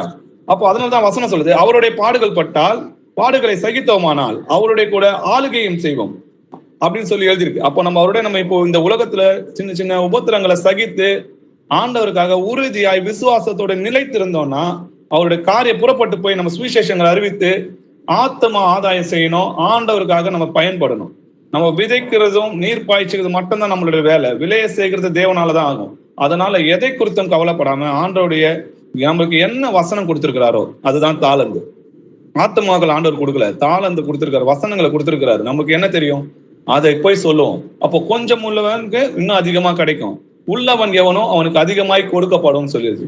அப்போ ஆரம்பத்துல எனக்கு கூட சில வசனங்கள் இயேசு கிறிஸ்துவை கர்த்தர் என்ற சில வசனங்கள் மட்டும்தான் தெரியும். அது எப்படி நான் சொல்ல போறேன்னு சொல்லி நான் வெக்கப்பட்ட காலம்லாம் இருந்தது. ஆனா நான் சுவிசேஷ பிரசங்கிக்க போனது வெக்கப்படக்கூடாதுன்னு சொல்லி வசனம் எழுதியிருக்கு. சுவிசேஷம் அறிவிக்கலன்னா உனக்கு ஐயோன்னு சொல்லி எழுதியிருக்கு. அதனால ஆண்டவன் நம்மளை கணக்கு கேட்பாரு, இருக்கிறத போய் நம்ம சொல்லுவோம்னு சொல்லி ஆரம்பிச்சதுதான் கர்த்தர் இன்னைக்கு உள்ளவன் எவனோ உனக்கு அதிகமாய் கொடுக்கப்படுன்றதுனால இன்னும் அதிக வசனங்களை கத்துக் கொடுக்கிறாரு. இன்னும் சில சகோதரர்கள் பேசும்போது நான் தெரிஞ்சு கொள்றேன். அப்போ யார் மூலமாவது ஆண்டவர் நமக்கு என்ன பண்றாரு? போதிக்கிறாரு, நம்மளுக்கு வசனத்தை நிறைய கொடுக்கிறாருன்றதை நம்ம புரிஞ்சுக்கிறோம். அப்போ அவருடைய பாடுகளை சகித்து அவருடைய ஆளுவோம் அப்படின்றத இந்த நியாயத்தீர்ப்புல நம்ம புரிஞ்சுக்கிறோம். அதே தான் தாளந்து உண்மையும் வாசிக்கலாம். மத்தேயு 25ஆம் அதிகாரம் 20-21 வசனங்கள் வாசிக்கலாம். அப்பொழுது 5 தாலந்து வாங்கினவன் வேறு 5 தாலந்தை கொண்டு வந்து, ஆண்டவனே, 5 தாலந்தை என்னிடத்தில் ஒப்புவித்தீரே, அவைகளை கொண்டு இதோ வேறு 5 தாலந்தை சம்பாதித்தேன் என்றான். அவனுடைய எஜமான் அவனை நோக்கி, நல்லது, உத்தமமும் உண்மையும் உள்ள ஊழியக்காரனே, கொஞ்சத்திலே உண்மையாய் இருந்தாய், அநேகத்தின் மேல் உன்னை அதிகாரியாக வைப்பேன், உன் எஜமானுடைய சந்தோஷத்திற்குள் பிரவேசி என்றான். அமேன். ஆமென். அப்போ 5 தாலந்தன் வாங்கினவன் வேறு 5 தாலந்தை கொண்டு வந்து, ஆண்டவரே, 5 தாலந்தை என்னிடத்தில் கொடுத்தீரே, அவைகளை கொண்டு இன்னொரு 5 தாலந்தை நான் சம்பாதிச்சேன் அப்படின்னு சொல்லும்போது, எஜமான் அவனை நோக்கி, நல்லதும் உத்தமமும் உண்மையுள்ள ஊழியக்காரனே, கொஞ்சத்துல நீ உண்மை உள்ளவனா இருந்தாய், அநேகத்தின் மேல் உன்னை அதிகாரியை வைப்பேன்னு சொல்லி என்னோட ராஜ்யத்துல பிரவேசின்னு சொல்றாரு. அதே ஒரு தாலந்து வாங்கின என்ன பண்றான், அதை மறைச்சு மண்ணில் புதைச்சு வைக்கிறான். அப்ப ஆண்டவர் கேட்கிறாரு, நான் உங்ககிட்ட ஒரு தாலந்து கொடுத்தேனே, அது நீ என்ன பண்ண? நீ கடினமான ஆளுன்றதை நான் தெரிஞ்சு வச்சு என்ன பண்ணிட்டேன், அதை பயந்து போய் நான் வியாபாரம் பண்ணாம அதை மறைச்சு வச்சிருந்தேன், இந்தாங்க எஜமா அதை நீங்க வச்சுக்கன்னு சொல்லும் போது ஆண்டவர் சொல்றாரு, பொல்லாத ஊழியக்காரனே, நான் எரிச்சல் உள்ள தேவன் என்பதை நீ அறிந்திருக்கிறாயே, அப்படி இருந்தோம் நியாய தீர்ப்பு ஒன்று இருக்குதுன்னு தெரியுமே, உன்னை நான் கணக்கு கேட்பேன்றது எல்லாமே அறிந்திருக்கிறாய், அப்படி இருந்தும் உன்னோட தாளந்தை நீ புதைச்சு வச்சியே அப்படின்னு சொல்லி பொல்லாத ஊழியக்காரனே சொல்லி அவனை ஆக்கணைக்குள்ளாக தீர்க்கிறார். அப்போ அவருக்காக காத்து கொண்டு உண்மையாய் ஊழியம் செஞ்ச அவரோட பிள்ளைகளுக்கு தேவனுடைய ராஜ்யத்தையும், வெறும் வசனத்தை மட்டும் கேட்டு அவரோட வசனத்தின்படி நடக்காத இந்த கீழ்ப்படியாத கிறிஸ்தவர்களுக்கு ஆக்கினையை செலுத்ததும் அவருக்கு நீதி உள்ளதா இருக்குது இல்லையா? வாசிக்கலாம் 2 தெசலோனிக்கேயர் 1-ம் வசனம். உங்களை உபத்திரவப்படுத்துகிறவர்களுக்கு உபத்திரவத்தையும், உபத்திரவப்படுகிற உங்களுக்கு எங்களோட கூட இளைப்பாறுதலையும் பிரதிபலனாக கொடுப்பது தேவனுக்கு நீதியா இருக்கிறது. ஆமென். ஆமென். உங்களை உபத்திரப்படுத்துகிறவர்களுக்கு உபத்திரவத்தையும், உபத்திரப்படுகிற உங்களுக்கு எங்களோட கூட இளைப்பாறுதலையும் பிரதிபலனாய் கொடுப்பது தேவனுக்கு நீதியாயிருக்கிறது. அவர் நீதி உள்ளவர்னு சொல்லி எழுதியிருக்கு இல்லையா? நிச்சயமா நமக்கு நீதி செய்வார். அவருடைய வருகை சமீபமா இருக்கிறது, அதற்காக ஆயத்தமா இருங்க. கர்த்தர் நிச்சயமா நமக்கு நீதி செய்வார். அப்பொழுது பரிசுத்தவான்களுக்கு நீதிக்குரிய கிரீடம் கிடைக்கும். இப்போ எல்லாருக்குமே நீதி கிரீடம் கிடைக்கும். ஆனா எவ்வளவாய் பாடுபடுற அவனுடைய கிரிக்கு தக்க பலன் என்னோட கூட வருகிறதுன்னு சொல்லி எழுதியிருக்கு இல்லையா? எவ்வளவா அவருக்கு பாடுபடுறோமோ, எவ்வளவா அவருக்காக நம்ம வேலை செய்யறோமோ, அவ்வளவுக்கான கூலி நம்மளுக்கு கிடைக்கும். மகிமையுள்ள கிரீடத்தை ஆண்டவர் நமக்கு தருவார். வாசிக்கலாம் 1 பேதுரு 5-ம் வசனம். அப்படி செய்தால் பிரதான மேய்ப்பர் வெளிப்படும் போது மகிமையுள்ள வாடாத கிரீடத்தை பெறுவீர்கள்.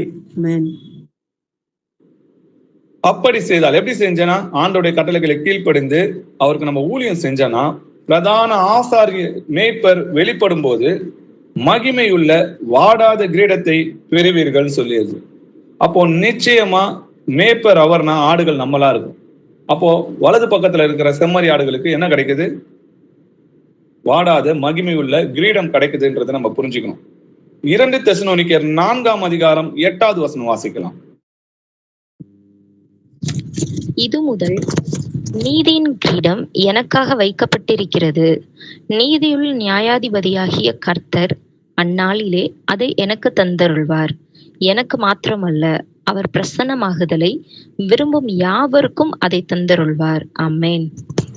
ஆமென். நீதியின் கிரீடம் நமக்காக எனக்காக வைக்கப்பட்டிருக்குது, அது நம்முடைய நியாயாதிபதியாகிய கர்த்தர் அந்நாள் எனக்கு தருவார்னு சொல்லி பவுல் சொல்றாரு. எனக்கு மாத்திரம் கிடையாது, அவர் பிரசன்னமாகுதலை விரும்பும் யாவருக்கும் அதை தருவார். நல்ல வசனம் கவனிங்க, அவர் பிரசன்னமாகுதலை விரும்புகிறவருக்கு தான் அதை தருவார். அப்போ அவர் எப்ப வேணா வருவாரு, நான் அவருக்கு எதிர்கொண்டு போவேன்னு சொல்றவங்க தன்னைத்தானே வஞ்சிக்கிறவங்களா இருப்பாங்க அப்படின்றத நம்ம புரிஞ்சுக்கணும். அவர் எப்பொழுது வருவார் என்று காத்து கொண்டிருக்கிற பிள்ளைகளா இருங்க. அவங்களுக்கு தான் மகிமை உள்ள கிரீடம் அவர் நமக்கு தருவார் சொல்லி எழுதியிருக்கிறத தவிர, அவர் எப்பொழுது வருவார்னு தெரியாத பிள்ளைகளுக்கு எப்படி அவங்களுக்காக காத்து கொண்டிருக்க முடியும்? அப்போ ஆயத்தமா இருக்கிற பிள்ளைங்களுக்கு தான், அவர் வருவார்னு காத்து கொண்டிருக்கிற பிள்ளைங்களுக்கு தான் மகிமை உள்ள கிரீடம் கிடைக்குதுன்றதை நம்ம புரிஞ்சுக்கணும். தமக்காக காத்து கொண்டிருக்கிறவர்களுக்கு ரட்சிப்பை அருளும்படி 2ஆம் தரம் பாவம் இல்லாமல் தரிசனம் ஆவார். அப்போ தமக்காக காத்து கொண்டிருக்கிறவங்களுக்கு தான் ரட்சிப்பை அருள்றார் சொல்லி இன்னொரு வசனம் நமக்கு எழுதப்பட்டிருக்கு. அப்போ நம்முடைய கர்த்தராகிய இயேசு கிறிஸ்து ஜெருசலேமில் ராஜாதி ராஜாவா அரசாளுவார். வாசிக்கலாம் வெளிப்படுத்தின விசேஷம் 11-ம் அதிகாரம் 15-வது வசனம். ஏழாம் தூதன் எக்காலம் ஊதினான். அப்பொழுது உலகத்தின் ராஜ்யங்கள் நம்முடைய கர்த்தருக்கும் அவருடைய கிறிஸ்துவுக்கும் உரிய ராஜ்யங்கள் ஆயின. அவர் சதா காலங்களிலும் ராஜ்யம் பாரம் பண்ணுவார் என்னும் கம்பீர சத்தங்கள் வானத்தில் உண்டாயின. ஆமென். ஆமென். ஏழாம் தூதன் எக்காலம் ஊதினான். அப்பொழுது உலகத்தின் ராஜ்யங்கள் நம்முடைய கர்த்தருக்கும் அவருடைய கிறிஸ்துவுக்குரிய ராஜ்யங்கள் ஆயின. அதனாலதான் கடைசி எக்காலம் துணிக்கும் பொழுது ஏழாம் எக்காலனாலும் ஒண்ணுதான், கடைசி எக்காலனாலும் ஒண்ணுதான். அப்போ எக்காலம் ஊதும்போது ஒரு இமைப்பொழுது நம்ம எல்லாரும் மருவமாகறோம், உயிர்த்தெழுதல் நடக்குதுன்னு பார்க்கிறோம். அப்போ ஆண்டவருடைய ராஜ்யம் அவருடைய கைக்கு கிடைக்குது இல்லையா? அப்போ கர்த்தர் பூமியில ராஜாவா அரசாளுவார்ன்றதை நம்ம புரிஞ்சுக்கணும். வாசிக்கலாம் சகரியா 14ஆம் அதிகாரம் 9வது வசனம். அப்பொழுது கர்த்தர் பூமியின் மீதெங்கும் ராஜாவாய் இருப்பார். அந்நாளில் ஒரே கர்த்தர் இருப்பார், அவருடைய நாமமும் ஒன்றாயிருக்கும். ஆமென். கர்த்தர் பூமி மீது எங்கும் ராஜாவா இருப்பார். அவர் ராஜ்யம் எங்க நடக்குது? பூமியில தான் நடக்குது. பரலோகத்துக்கு போறோம்னு சொல்லி இவங்க யாரை ஏமாத்துறாங்க? வாசிக்கலாம் சங்கீதம் 47ஆம் அதிகாரம் 2வது வசனம். உன்னதமானவராகிய கர்த்தர் பயங்கரமானவரும் பூமியின் மீதெங்கும் மகத்துவமான ராஜாவுமாய் இருக்கிறார். ஆமென். உன்னதமானவராகிய கர்த்தர் எப்படி இருக்கிறாராம்? பயங்கரமானவர்னு சொல்லி எழுதியிருக்கு. அவர் பட்சிக்கிற அக்கினியாய் இருக்கிறார். பூமியின் மீதெங்கும் மகத்துவமான ராஜாவுமாய் இருக்கிறார். அப்போ பூமியில மகத்துவமா எப்படி இருக்கிறாரா? ராஜாவா இருக்கிறார். பூமியில அரசாள்றாருன்றதை நம்ம புரிஞ்சுக்கணும். லூக்கா 1ஆம் அதிகாரம் 32, 33 வசனங்கள் வாசிக்கலாம். அவர் பெரியவராயிருப்பார், உன்னதமானவருடைய குமாரன் என்னப்படுவார். கர்த்தராகிய தேவன் அவருடைய பிதாவாகிய தாவீதின் சிங்காசனத்தை அவருக்கு கொடுப்பார். அவர் யாக்கோபின் குடும்பத்தாரை என்றென்றைக்கும் அரசாளுவார். அவருடைய ராஜ்யத்துக்கு முடிவிராது என்றான். ஆமென். ஆமென். இது தீர்க்க தரிசனம். அவர் பெரியவராயிருப்பார், உன்னதமானுடைய குமாரன் என்னப்படுவார். கர்த்தராகிய தேவன் அவருடைய பிதாவாகிய தாவீதின் சிங்காசனத்தை அவர் கொடுப்பாரு. தாவீது எங்க ராஜாவா இருந்தாரு? ஜெருசலேம்ல ராஜாவா இருந்தார் இல்லையா? அந்த சிங்காசனத்துல உட்கார்ந்துதான் இவர் 1000 வருஷம் அரசாளுவார். அவர் யாக்கோப்பின் குடும்பத்தாரை என்றென்றைக்கும் அரசாளுவார். அவருடைய ராஜ்யத்துக்கு முடிவிராதுன்னு சொல்லி எழுதி. அப்போ பூமியில தான் அவர் அரசாளுவார் அப்படின்றதுக்காக நம்ம புரிஞ்சுக்கணும். அப்போஸ்தலர் 15ஆம் அதிகாரம் 17ஆம் வசனம் வாசிக்கலாம். நான் இதற்கு பின்பு திரும்பி வந்து விழுந்து போன தாவீதின் கூடாரத்தை மறுபடியும் எடுப்பித்து அதிலே பழுதாய் போனவைகளை மறுபடியும் சீர்படுத்தி அதை செவ்வையாக நிறுத்துவேன் என்று இவைகளை எல்லாம் செய்கிற கர்த்தர் சொல்லுகிறார் என்று எழுதியிருக்கிறது. ஆமென். நான் இதற்கு பின்பு திரும்பி வந்து, இப்ப எங்க இருக்கிறாரு? பூமியில இருந்து தான் பரலோகத்துக்கு போனாரு. திருப்பி பரலோகத்துல இருந்து தான் பூமிக்கு வர போறாரு அப்படின்றத நம்ம புரிஞ்சுக்கணும். திரும்ப வந்தனா பூமிக்கு தான் திரும்பி வராரு. இயேசு கிறிஸ்துவே பூமியில இருக்கும்போது நம்ம பரலோகத்துக்கு போய் நம்ம என்ன பண்ண போறோம்? நம்முடைய தகப்பனே இங்க இருக்கிறாரு, ராஜாதி ராஜாவே இங்க இருக்கும்போது நம்ம பரலோகத்துல அவரை இல்லாம நமக்கு பரலோகத்துல யாரு இருக்கிறா? எதுக்காக அவர் இல்லாத இடத்துக்கு நம்ம போக போறோம்? நான் இதற்கு பின்பு திரும்பி வந்து விழுந்து போன தாவீதின் கூடாரத்தை மறுபடியும் எடுப்பித்துனா, இஸ்ரவேலை திரும்ப எடுப்பித்து அதிலே பாலாய் போனவர்களை மறுபடியும் சீர்படுத்தி அவைகளை செம்மையானதை நிறுத்துவேன்னு சொல்லி கர்த்தர் சொல்றாரு. அவர் திரும்பி வந்து இஸ்ரவேல் ஜனங்களை, ஒழுங்கற்று இருக்கிறவங்க எல்லாரையும் அவங்களை மன்னித்து, அவங்க பாவங்களை அக்கிரமங்களை மன்னித்து அவங்களை கூட்டி சேர்த்து அவர்களை அரசாளுவார்ன்றதை நம்ம புரிஞ்சுக்கணும். அவரோட ராஜ்யம் எப்படி இருக்கும் பாருங்க. சகரியா 9ஆம் அதிகாரம் 10வது வசனம் வாசிக்கலாம். எப்ராயிமின் நின்று ரதங்களையும் எருசலேமின் நின்று குதிரைகளையும் அகன்று போக பண்ணுவேன். யுத்த வில்லும் இல்லாமற் போகும். அவர் ஜாதிகளுக்கு சமாதானம் கூறுவார். அவருடைய ஆளுகை ஒரு சமுத்திரம் தொடங்கி மறு சமுத்திரம் வரைக்கும், நதி தொடங்கி பூமியின் எல்லைகள் பரியந்தமும் செல்லும். ஆமென். ஆமென். அவரோட ராஜ்யத்துல ஜெருசலேம் தான் பெரிய நகரமா இருக்கும், பெரிய நாடா எதிர்க்கும். பாத்தீங்கன்னா ஜெருசலேம் தான் இருக்கும், இஸ்ரேல் தேசம் தான் இருக்கும்ன்றத பாருங்க. அவருடைய ஆளுகை ஒரு சமுத்திரம் தொடங்கி மறு சமுத்திரம் வரைக்கும், ஒரு நதி தொடங்கி பூமியின் எல்லை பரியந்தம் செல்லும். அப்போ யுத்தவில்லும் இல்லாமல் போவனா அங்க சமாதானமும் சந்தோஷமும் அவர் ராஜ்யத்துல வசந்த காலம் சொல்லி எழுதியிருக்கு. அதனாலதான் அவர் எப்படி பாத்தீங்கன்னா அத்திமரம் துளிரிடும் போது அதன் வசந்த காலம் சமீபமாயிட்டு. வசந்த காலம் பொற்காலம். அது நம்முடைய கர்த்தராகிய இயேசு கிறிஸ்து ராஜாவாயிருந்து அவர் ஆளும் போதுதான் அந்த பொற்காலத்துல நம்ம வாசம் செய்வோம். அவர் மகாராஜாவா இருப்பார். அதனால்தான் அது மகாராஜாவின் நகரம் சொல்லி ஜெருசலேமை பத்தி எழுதியிருக்கு. வாசிக்கலாம். சங்கீதம் 48 அதிகாரம் 2வது வசனம். வட திசையில் உள்ள சீயோன் பர்வதம் வடிப்பமான ஸ்தானமும் சர்வ பூமியின் மகிழ்ச்சியுமாய் இருக்கிறது, அதுவே மகாராஜாவின் நகரம். ஆமென். ஆமென். அப்ப ஜெருசலேம் என்னவா? அது மகாராஜாவின் நகரம். அப்ப மகாராஜா யாரு? நம்முடைய கர்த்தர்ன்றதை புரிஞ்சுக்கணும். கர்த்தரே மகாதேவன், எல்லா தேவர்களுக்கும் மகாராஜாவா இருக்கிறார்னு சொல்லி எழுதிருக்கு. சகரியா 8 அதிகாரம் 3வது வசனம் வாசிக்கலாம். நான் சீயோனிடத்தில் திரும்பி எருசலேமின் நடுவிலே வாசம் பண்ணுவேன்.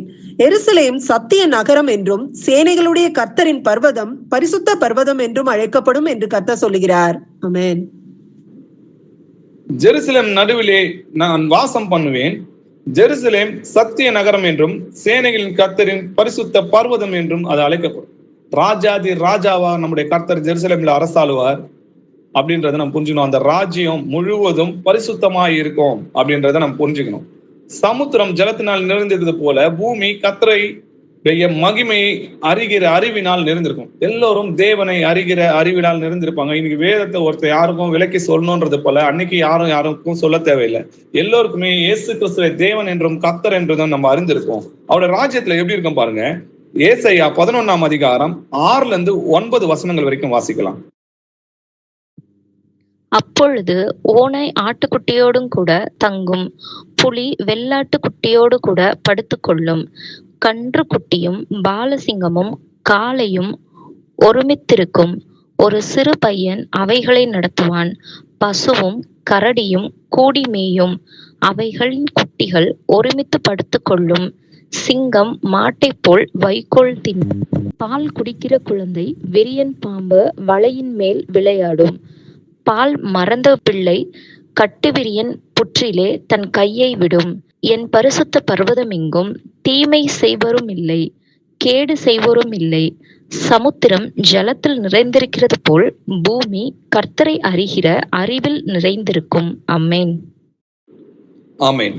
என் பரிசுத்த பர்வதம் எங்கும் தீங்கு செய்வாரும் இல்லை, கேடு செய்வாரும் இல்லைன்னு சொல்லி ஆதாம் காலத்துல எப்படி இருந்துச்சோ அதே போல கர்த்தராகி இயேசு கிறிஸ்துவோட ராஜ்யத்துல திரும்பவும் இருக்கும். எப்படி அந்த ஓனாய் ஆட்டுக்குட்டியோட தங்கும், புலி வெள்ளாட்டுக்குட்டியோட படுத்துக்கொள்ளும், கண்ணுக்குட்டி பாலசிங்கத்தோட காளையோடும் ஒருமித்து இருக்கும், அது ஒரு சிறு பையன் நடத்துவான்னு சொல்லி எழுதிருக்கு இல்லையா? அப்போ எந்த விலங்கும் இன்னொரு விலங்கை அடிச்சு சாப்பிடாது. ஏன்னா ஆதாம் காலத்துல எப்படி எல்லாமே இருந்துச்சோ, பரிசுத்தமா இருந்துச்சோ, தீங்கு செய்யாம இருந்துச்சோ, அது போல அவருடைய ராஜ்யத்துல ஒரு தீங்கும் இருக்காது. அவ்வளவு பரிசுத்தமும் மகிமையும் சந்தோஷமா இருக்கும்ன்றத நம்ம பார்க்கிறோம். ஏசாயா 65 அதிகாரம் 20-23 வசனங்கள் வரைக்கும் வாசிக்கலாம். அங்கே இனி அற்ப ஆயுசுள்ள பாலகனும் தன் நாட்கள் பூரணமாகாத கிழவனும் உண்டாயிரார்கள். 100 வயது சென்று மரிக்கிறவனும் வாலிபன் என்று எண்ணப்படுவான். 100 வயதுள்ளவனாகிய பாவியோ சபிக்கப்படுவான். வீடுகளை கட்டி அவைகளில் குடியிருப்பார்கள், திராட்சை தோட்டங்களை நாட்டி அவைகளின் கனியை புசிப்பார்கள். அவர்கள் கட்டுகிறதும் வேறொருவர் குடியிருக்கிறதும் அவர்கள் நாட்டுகிறதும் வேறொருவர் கனி புசிக்கிறதுமாய் இருப்பதில்லை. ஏனெனில் விருட்சத்தின் நாட்களைப் போல என் ஜனத்தின் நாட்கள் இருக்கும். நான் தெரிந்து கொண்டவர்கள் தங்கள் கைகளின் கிரியைகளை நெடுநாளாய் அனுபவிப்பார்கள். அவர்கள் விருதாவாக உழைப்பதில்லை, அவர்கள் துன்பம் உண்டாக பிள்ளைகளை பெறுவதும் இல்லை. அவர்களும் அவர்களோட கூட அவர்கள் சந்தானமும் கர்த்தராலே ஆசீர்வதிக்கப்பட்ட சந்ததியா இருப்பார்கள். ஆமென். ஆமென். அங்கே இனி அற்ப ஆயுசுள்ள பாலகனும் தன் நாட்கள் பூரணமாகாத கிழவனும் உண்டாயிரார்கள். 100 வயசு சென்று மரிக்கிறவனை பார்த்து என்ன சொல்லுவாங்களாம்? வாலிபன் எனப்படும். எப்படி ஆயுசு நாட்களை ஆண்டவர் ஆதியில் எப்படி வச்சிருந்தாரு? ஆதாம்லாம் 930 வருஷம் உயிரோட இருந்தார் இல்லையா? அது போல ஆயுசு நாட்கள்லாம் திரும்ப எப்படி ரிவர்ஸ்ல எப்படி பாத்தீங்கன்னா ஆதாம் காலத்துல எப்படி இருந்துச்சோ அதே போல என்ன பண்ணோம், ஜனங்களோட ஆயுசு நாட்களும் கூடும்ன்றதை நம்ம புரிஞ்சுக்கணும். அவங்க வீடுகளை கட்டி அவைகளில் குடியிருப்பாங்க, திராட்சை தோட்டத்தை நாட்டி அவர்கள் கனிகளை புசிப்பாங்க. அவர்கள் கட்டுகிறதை வேறொருவன் குடிக்கிறதும் இல்லை, அவர்கள் நட்டுகிறதை வேறொருவன் கனியை புசிக்கிறதும் இல்லை. ஏன்னா அவங்க விருட்சத்தின் நாட்களில் போல என் ஜனத்தின் நாட்கள்னா, விருட்சத்தின் நாட்கள்னா ஆதாமோட நாட்கள்ல எப்படி இருந்ததோ அப்படியே இருப்பாங்க. அவங்க நெடுநாளாய் அதை அனுபவிப்பாங்கன்னா அவங்க காலகாலமா அந்த 1000 வருஷம் அரசாட்சி வரைக்கும் அதுக்கப்புறம் என்றென்றும் கர்த்தரோட அதை அனுபவிப்பாங்க. அவர்கள் விருதவாய் உழைக்கிறதும் இல்லை, அவர்கள் துன்பம் உண்டாக பிள்ளை பெறுகிறதும் இல்லை. இவங்க கஷ்டப்பட்டு உழைக்கிறதும் இந்த பிள்ளை பெறும்போதும் இந்த வலி வருதும் எதனால வந்துச்சுன்னா ஆதாமால பாவத்தினால் உண்டாது. இது கர்த்தராகிய இயேசு கிறிஸ்துனால அது நீங்கப்படுகிறது அப்படின்றத நம்ம புரிஞ்சுக்கிறோம். அவர் சாபத்தை ஆசீர்வாதமாக மாற்றினார் சொல்லி எழுதியிருக்கு. அப்போ கர்த்தராலே இந்த ஆசீர்வாதம் நமக்கு கிடைக்குது அப்படின்றத நம்ம புரிஞ்சுக்கணும். 1000 வருஷம் அரசாட்சி முடியுது. அதுக்கப்புறம் என்ன நடக்குன்னு பாத்தீங்கன்னா, பிசாசு காவல்ல இருந்து விடுதலையாகி வரான் அப்படின்றத நம்ம பாக்குறோம். வெளிப்படுத்தின விசேஷம் 20ஆம் அதிகாரம் 7ல இருந்து 10 வசனங்கள் வரைக்கும் வாசிக்கலாம். அந்த 1000 வருஷம் முடியும் போது சாத்தான் தன் காவலில் இருந்து விடுதலையாகி பூமியின் 4 திசைகளிலும் உள்ள ஜாதிகளாகிய கோகையும் மாகோகையும் மோசம் போக்கும்படிக்கும் அவர்களை யுத்தத்திற்கு கூட்டிக் கொள்ளும்படிக்கும் புறப்படுவான். அவர்களுடைய தொகை கடற்கரை மணலத்தனையாய் இருக்கும். அவர்கள் பூமி எங்கும் பரம்பி பரிசுத்தவான்களுடைய பாளையத்தையும் பிரியமான நகரத்தையும் வளைந்து கொண்டார்கள். அப்பொழுது தேவனால் வானத்திலிருந்து அக்கினி இறங்கி அவர்களை பட்சித்து போட்டது. மேலும் அவர்களை மோசம் போக்கின பிசாசானவன் மிருகமும் கள்ள தீர்க்கதரிசியுமாய் இருக்கிற இடமாகிய அக்கினியும் கந்தகமான கடலிலே தள்ளப்பட்டான். அவர்கள் இரவும் பகலும் சதா காலங்களிலும் வாதிக்கப்படுவார்கள். ஆமென். ஆமென். அந்த 1000 வருஷம் முடிஞ்ச பிறகு சாத்தான் என்ன பண்றான்? காவல்ல இருந்து வெளியே வரான். அதுக்கப்புறம் என்ன பண்றான்? பூமியின் 4 திசைகளிலும் உள்ள கோகையும் மாகையும் மோசம் போக்கும்படி அவர்கள் யுத்தத்திற்கு கூட்டிக் கொள்ளும்படி புறப்படுகிறான். அவர்கள் தொகை எப்படி இருந்துச்சுன்னு பாத்தீங்கன்னா, கடற்கரை மணலத்தினையா இருக்குது. அவங்க என்ன பண்றாங்கன்னா, பூமி எங்கும் பரவி பரிசுத்தவனுடைய பாளையத்தையும் பரிசுத்தமான நகரத்தையும் வளைத்து கொண்டார்கள். அப்பொழுது தேவனால் என்ன பண்றது? வானத்திலிருந்து ஒரு அக்கினி இறங்கி என்ன பண்ணுது? அந்த யுத்தம் ஆரம்பிக்கிறதுக்கு முன்னாடியே அவங்கள பச்சித்து போடுது. அப்போ ஆண்டவர் என்ன பண்றாரு? மோசம் போக்கின பிசாசானவனும் மிருகமும் கள்ளத்திற்குமா இருக்கிற, ஏற்கனவே மிருகமும் கள்ளத்திற்கு எங்க இருக்கிறான்? நரகத்துலதான் இருக்கிறான். அதே நரகத்துல என்ன பண்றாரு? பிசாசானவனை தள்ளுறாரு அப்படின்றத நம்ம பாக்குறோம். அவர்களை மோசம் போக்கின பிசாசானவன் மிருகமும் கள்ளத்திற்கு தரிசியும் இருக்கிற இடமாகிய அக்கினி கந்தகமும் ஆகிய கடலிலே தள்ளப்பட்டான். அவர்கள் இரவும் பகலும் சதா காலமும் வாதிக்கப்பட்டாங்க. அப்போ பிசாசுக்கு ஒரு நியாய தீர்ப்பு இருக்குது அப்படின்றத நம்ம புரிஞ்சுக்கணும். மத்தேயு 25ஆம் அதிகாரம் 41வது வசனம் வாசிக்கலாம். அப்பொழுது இடது பக்கத்தில் நிற்கிறவர்களை பார்த்து அவர், சபிக்கப்பட்டவர்களே, என்னை விட்டு பிசாசுக்காகவும் அவன் தூதர்களுக்காகவும் ஆயத்தம் பண்ணப்பட்டிருக்கிற நித்திய அக்கினியிலே போங்கள் என்றார். ஆமென். ஆமென். இயேசு கிறிஸ்து 2ஆம் வருகையில வரும்போது பிசாசுக்காகவும் அவன் தூதனுக்காகவும் ஆயுதம் பண்ணிருக்கிற ஆக்கினி கடையில யாரு போறா? அந்தி கிறிஸ்துவும் கீழ்ப்படியாத இந்த கள்ள கிறிஸ்தவர்களும் தான் அங்க தள்ளப்படுறாங்க. 1000 வருஷம் முடிஞ்ச பிறகுதான் பிசாசே அங்க தள்ளப்படுறான் அப்படின்றதுக்கான வசனத்தை நம்ம பாக்குறோம். அதுக்கப்புறம் என்ன நடக்குதுன்னு பாத்தீங்கன்னா, வெள்ளை சிங்காசன நியாய தீர்ப்பு நடக்குது அப்படின்றத நம்ம புரிஞ்சுக்கணும். இது எப்போ? 1000 வருஷம் முடிஞ்ச பிறகு. துன்மார்க்கமா ஏற்கனவே மறிச்சிருந்தாங்க இல்லையா, அவங்களுக்கு ஒரு நியாய தீர்ப்பு கிடைக்கணும் இல்லையா. கர்த்தருக்குள் மறித்தவங்களை எழுப்பி நித்திய ஜீவனை கொடுத்தாரு, உயிரோடு இருந்தவங்களுக்கு நரகத்தை தள்ளினாரு. ஆனா ஏற்கனவே மறித்து இருந்தாங்களே, துன்மார்க்கமா மறித்தாங்களே, அப்போ அவங்களுக்கு ஒரு நியாய தீர்ப்பு கொடுக்கணும் இல்லையா. மனுஷன் மறிப்பதும் பின்பு நியாய தீர்ப்பு அடிப்பதும் மனுஷனுக்கு நியமிக்கப்பட்டிருக்குது. அப்ப மனுஷனா பிறந்தா நிச்சயமா அவன் நியாய தீர்ப்புல வந்து நிக்கணும். வாசிக்கலாம். வெளிப்படுத்தின விசேஷம் 20ஆம் அதிகாரம் 11ல இருந்து 12 வசனங்கள் வாசிக்கலாம்.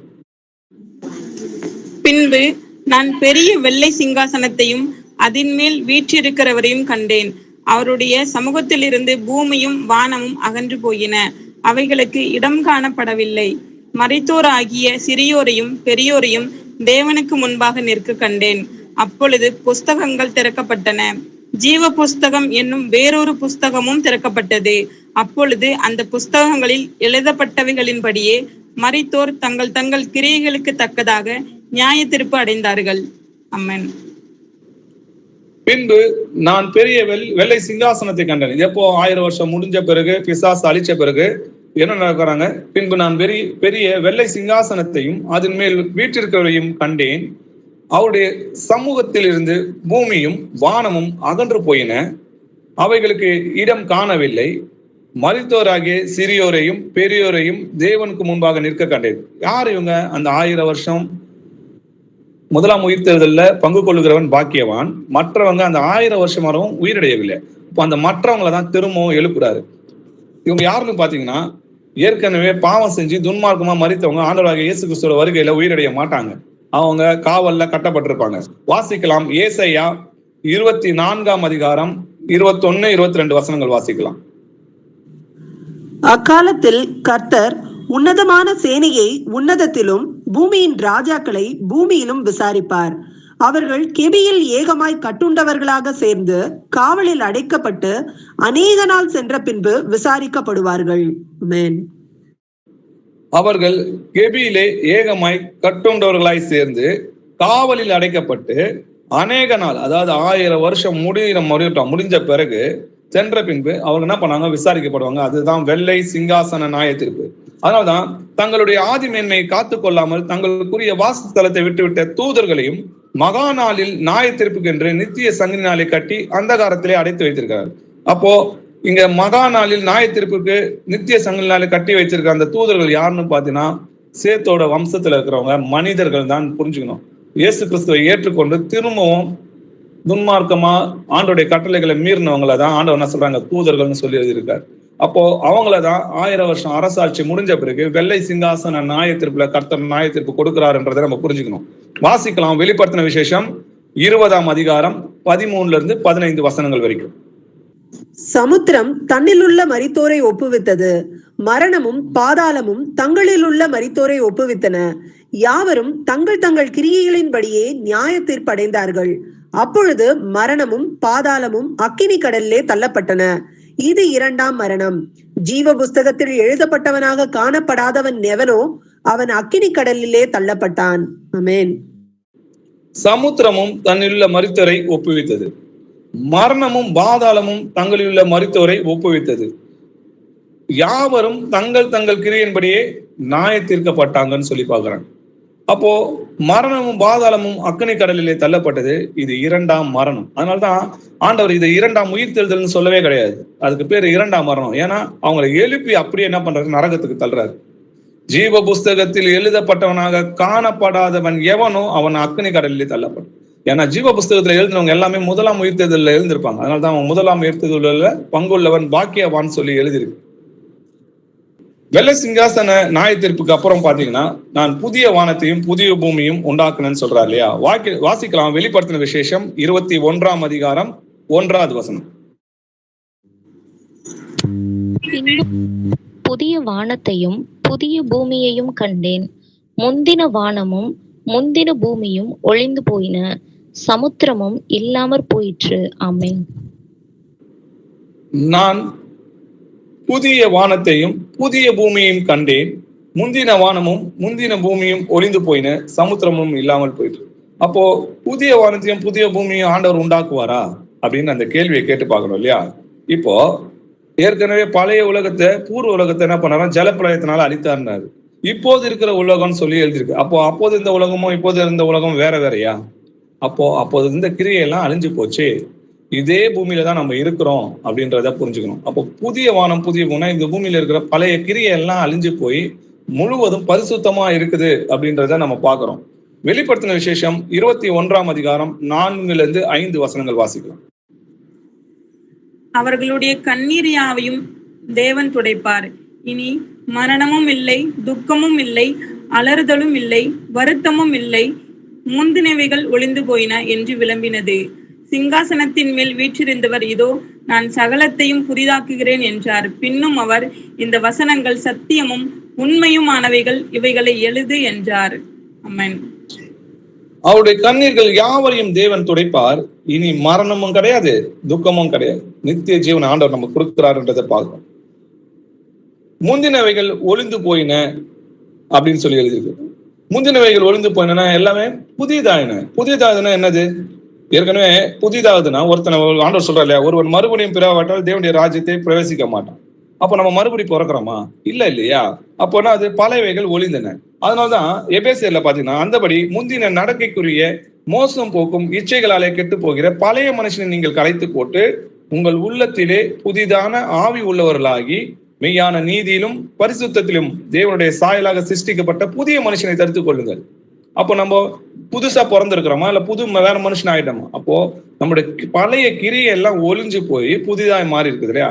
அது போலதான் பூமியில இருக்கிற எல்லா கிரியையும் பாவ கிரியைகள் எல்லாமே போய் முந்தினவை எல்லாம் ஒளிந்து போய் எல்லாமே பரிசுத்தமா காணப்படுது அப்படின்றத நம்ம புரிஞ்சுக்கணும். சிங்காசனத்தின் மேல் வீற்றிருந்தார், இதோ நான் சகலத்தையும் புதிதாக்குகிறேன். எல்லாமே புதிதனாலுமே பரிசுத்தமாக்குகிறேன்னு அர்த்தம். அப்போ பழையவைகள் ஒளிந்து போய் எல்லாமே பரிசுத்தமா இருக்கிறாங்க அப்படின்றத நம்ம புரிஞ்சுக்கணும். இயேசு கிறிஸ்து எவ்வளமா இருக்கிறாரோ அவ்வளமாவே நம்ம எல்லாருமே பரிசுத்தமா மாறுறோம் அப்படின்றத புரிஞ்சுக்கணும். அந்த 1000 வருஷம் அரசாட்சியில இருந்தவங்கள, உண்மையுமா வாழ்ந்தவங்களையும் என்ன பண்றாரு, அந்த ஜனங்களையும் ஆண்டவர் என்ன பண்றாரு, பரிசுத்தமா நம்மளை போலவே ஆவிக்குரிய சரீரத்துல அவங்கள மாத்துறாரு, எல்லாமே பரிசுத்தமா ஆக்குறாருன்றதை நம்ம புரிஞ்சுக்கணும். அதுக்கப்புறம் பாத்தீங்கன்னா புதிய ஜெருசலேம் என்ன பண்ணுது, பரலோகத்தை விட்டு இறங்கி வருது. நம்ம பரலோகத்துக்கு போக போறோம்னு சில வசனங்களை மேற்கொள்ள காட்டி அவங்க சொல்றாங்க இல்லையா. ஆனா வசனம் சொல்லுது புதிய ஜெருசலேம் என்ன பண்ணுது, அந்த பரலோகத்துல இருந்து இறங்கி வருது. அததான் ஆண்டவர் பல வசனங்கள் மூலமா நமக்கு சொல்லியிருக்காரு. வாசிக்கலாம். யோவான் 14ஆம் அதிகாரம் 2-3 வசனங்கள் வாசிக்கலாம். என் பிதாவின் வீட்டில் அநேக வாசஸ்தலங்கள் உண்டு. அப்படி இல்லாதிருந்தால் நான் உங்களுக்கு சொல்லி இருப்பேன். ஒரு ஸ்தலத்தை உங்களுக்காக ஆயத்தம் பண்ண போகிறேன். நான் போய் உங்களுக்காக ஸ்தலத்தை ஆயத்தம் பண்ணின பின்பு நான் இருக்கிற இடத்திலே நீங்களும் இருக்கும்படி நான் மறுபடியும் வந்து உங்களை என்னிடத்தில் சேர்த்துக் கொள்ளுவேன். ஆமென். ஆமென். என் பிதாவின் வீட்டிலே அநேக வாசஸ்தலங்கள் உண்டு. அப்படி இல்லாதிருந்தால் நான் உங்களுக்கு சொல்லாதிருப்பேன். ஒரு ஸ்தலத்தை உங்களுக்காக ஆயத்தம் பண்ண போகுது. அதனால ஆண்டவர் ஒரு ஸ்தலத்தை நம்மளுக்கு பரலோகத்துல ஆயத்தம் பண்ணிருக்கிறதுனால நம்ம எல்லாம் பரலோகத்துக்கு போக போறோம் அப்படின்னு இந்த வசனத்தை வச்சு என்ன நினைக்கிறாங்க, நம்ம பரலோகத்துக்கு போக போறோம்னு நினைக்கிறாங்க. நான் போய் உங்களுக்காக அந்த ஸ்தலத்தை ஆயத்தம் பண்ணின பின்பு நான் இருக்கிற இடத்திலே நீங்களும் இருக்கும்படி நான் மறுபடியும் வந்து உங்களை என்னிடத்தில் சேர்த்துக் கொள்வேன்னு சொல்றாரு. அப்போ அவர் இருக்கிற இடத்துல நம்ம அவர் இடத்துல சேர்த்துக் கொள்வோம்னு சொல்லிதான் எழுதிருக்கு இல்லையா. சரி, அந்த நகரத்தை தான், அந்த ஸ்தலத்தை தான், நகரம், நமக்காக ஒரு நகரத்தை ஆண்டவர் ஆயத்தம் பண்ணியிருக்கிறாரு. வாசிக்கலாம். எபிரேயர் 11ஆம் அதிகாரம் 10வது வசனம். ஏனெனில் தேவன் தாமே கட்டி உருவாக்கின அஸ்திபாரங்களுள்ள நகரத்துக்கு அவன் காத்திருந்தான். ஆமென். ஆமென். அபிரகாம் எதுக்காக அந்நியரும் பரதேசியமா சுத்தி திரிந்தான்னா, ஆண்டவர் நமக்காக கட்டி வச்சிருக்கிற அஸ்திபாரம் உள்ள நகரத்துக்காக அவன் காத்திருந்தான். அந்த நகரத்தை தான் ஆண்டவர் என்ன சொன்னாரு, நான் உங்களுக்காக ஆயத்தம் பண்ண போறேன், நான் வந்து மறுபடியும் உங்களை என்னிடத்தை சேர்த்துக் கொள்வேன்றாரு. எபிரேயர் 11ஆம் அதிகாரம் 16வது வசனம் வாசிக்கலாம். அதை அல்ல, அதிலும் மேன்மையான பரம தேசத்தை விரும்பினார்கள். ஆகையால் தேவன் அவர்களுடைய தேவன் எனப்பட வெட்கப்படுகிறதில்லை. அவர்களுக்கு ஒரு நகரத்தை ஆயத்தம் பண்ணினாரே. ஆமென். ஆமென். அப்போ அபிரகாம் அவ்வளவு விசுவாசமா இருந்தான் இல்லையா. அவன் திரும்பவும் அந்த பழைய தேசத்தை பூமியை சுதந்திரத்துக் கொள்ளணும்னா அவன் எப்பவோ அந்த திரும்பறதுக்கு வந்திருக்கலாமே. அதை அல்ல, அதிலும் மேன்மையான பரம தேசத்தையே விரும்பினார்கள். ஆகையால் தேவன் அவர்களுடைய தேவன் எனப்பட வெட்கப்படுவதில்லை. எதனால தெரியுமா, அவர்களுக்காக ஒரு நகரத்தை ஆயத்தம் பண்ணினாரே. அந்த நகரத்தை தான் என்ன சொல்றாரு, நான் போயிட்டு உங்களுக்கு ஒரு ஸ்தலத்தை ஆயத்தம் பண்றேன், நான் வந்து திரும்பவும் உங்களை நான் கூட்டி சேர்ப்பேன், மறுபடியும் நான் வந்து உங்களை என்னிடத்து உங்களை சேர்த்துக் கொள்வேன் ஆண்டவர் சொல்றாரு. அதனாலதான் இன்னைக்கு அந்த குடியிருப்பு எங்க இருக்குது, பரலோகத்தில் இருக்குது. வாசிக்கலாம். பிலிப்பியர் 3ஆம் அதிகாரம் 20வது வசனம். நம்முடைய குடியிருப்போ பரலோகத்தில் இருக்கிறது. அங்கே இருந்து கர்த்தராய் இருக்கிற இயேசு கிறிஸ்து என்னும் இரட்சகர் வர எதிர்பார்த்து கொண்டிருக்கிறோம். ஆமென். நம்முடைய குடியிருப்போ பரலோகத்தில் இருக்குது. இந்த ஆண்டவர் நமக்கு ஆயத்தம் பண்ணி வச்சிருக்கிற அந்த ஸ்தலம் எங்க இருக்கு, பரலோகத்துல இருக்குது. அங்க இருந்து நம்முடைய கர்த்தராகிய இயேசு கிறிஸ்து இரட்சகர் வர நம்ம எதிர்பார்த்து கொண்டிருக்கிறோம். அந்த பரலோகத்துல இருக்கிற அந்த குடியிருப்பு தான் பரலோகத்திலிருந்து பூமிக்கு இறங்கி வருகிறது. வாசிக்கலாம். வெளிப்படுத்தின விசேஷம் 21ஆம் அதிகாரம் 2-3 வசனங்கள் வாசிக்கலாம். யோவானாகிய நான் புதிய எருசலேமாகிய பரிசுத்த நகரத்தை தேவனிடத்திலிருந்து பரலோகத்தை விட்டு இறங்கி வர கண்டேன்.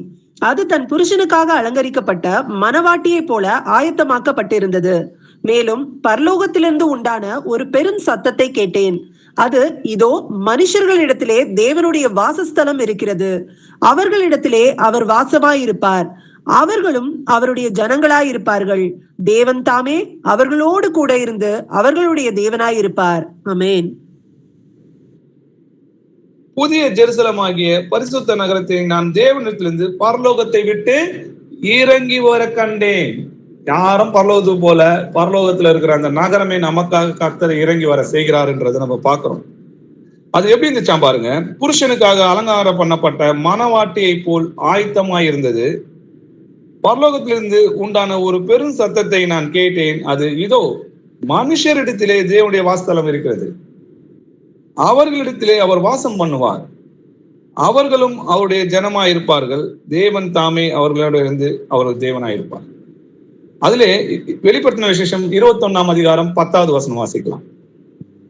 பெரிதும் உயரமுமான ஒரு பர்வதத்தின் மேல் என்னை ஆவியில் கொண்டு போய் தேவனுடைய மகிமையை அடைந்து எருசலேமாகிய பரிசுத்த நகரம் பரலோகத்தை விட்டு தேவனிடத்திலிருந்து இறங்கி வருகிறதை எனக்கு காண்பித்தான். ஆமென். ஆமென்.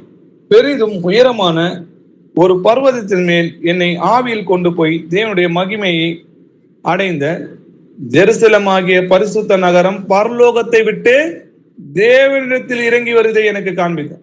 அப்ப தேவன் எங்க இருக்கிறாரு? நம்ம கூட பூமியில தான் இருக்கிறாரு.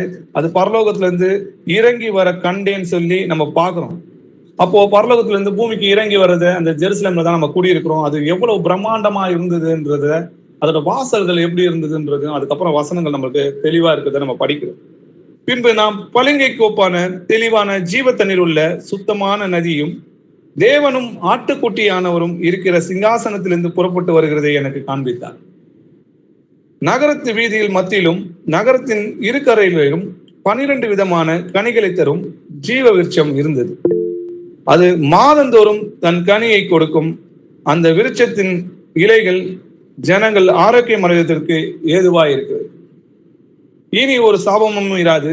தேவனும் ஆட்டுக்குட்டியானவருமாய் இருக்கிற இயேசு கிறிஸ்துவே அந்த சிங்காசனத்தில் இருந்தும் அவருடைய ஊழியக்காரர் அவரை சேவித்து அவருடைய சமூகத்தை தரிசிப்பார்கள்.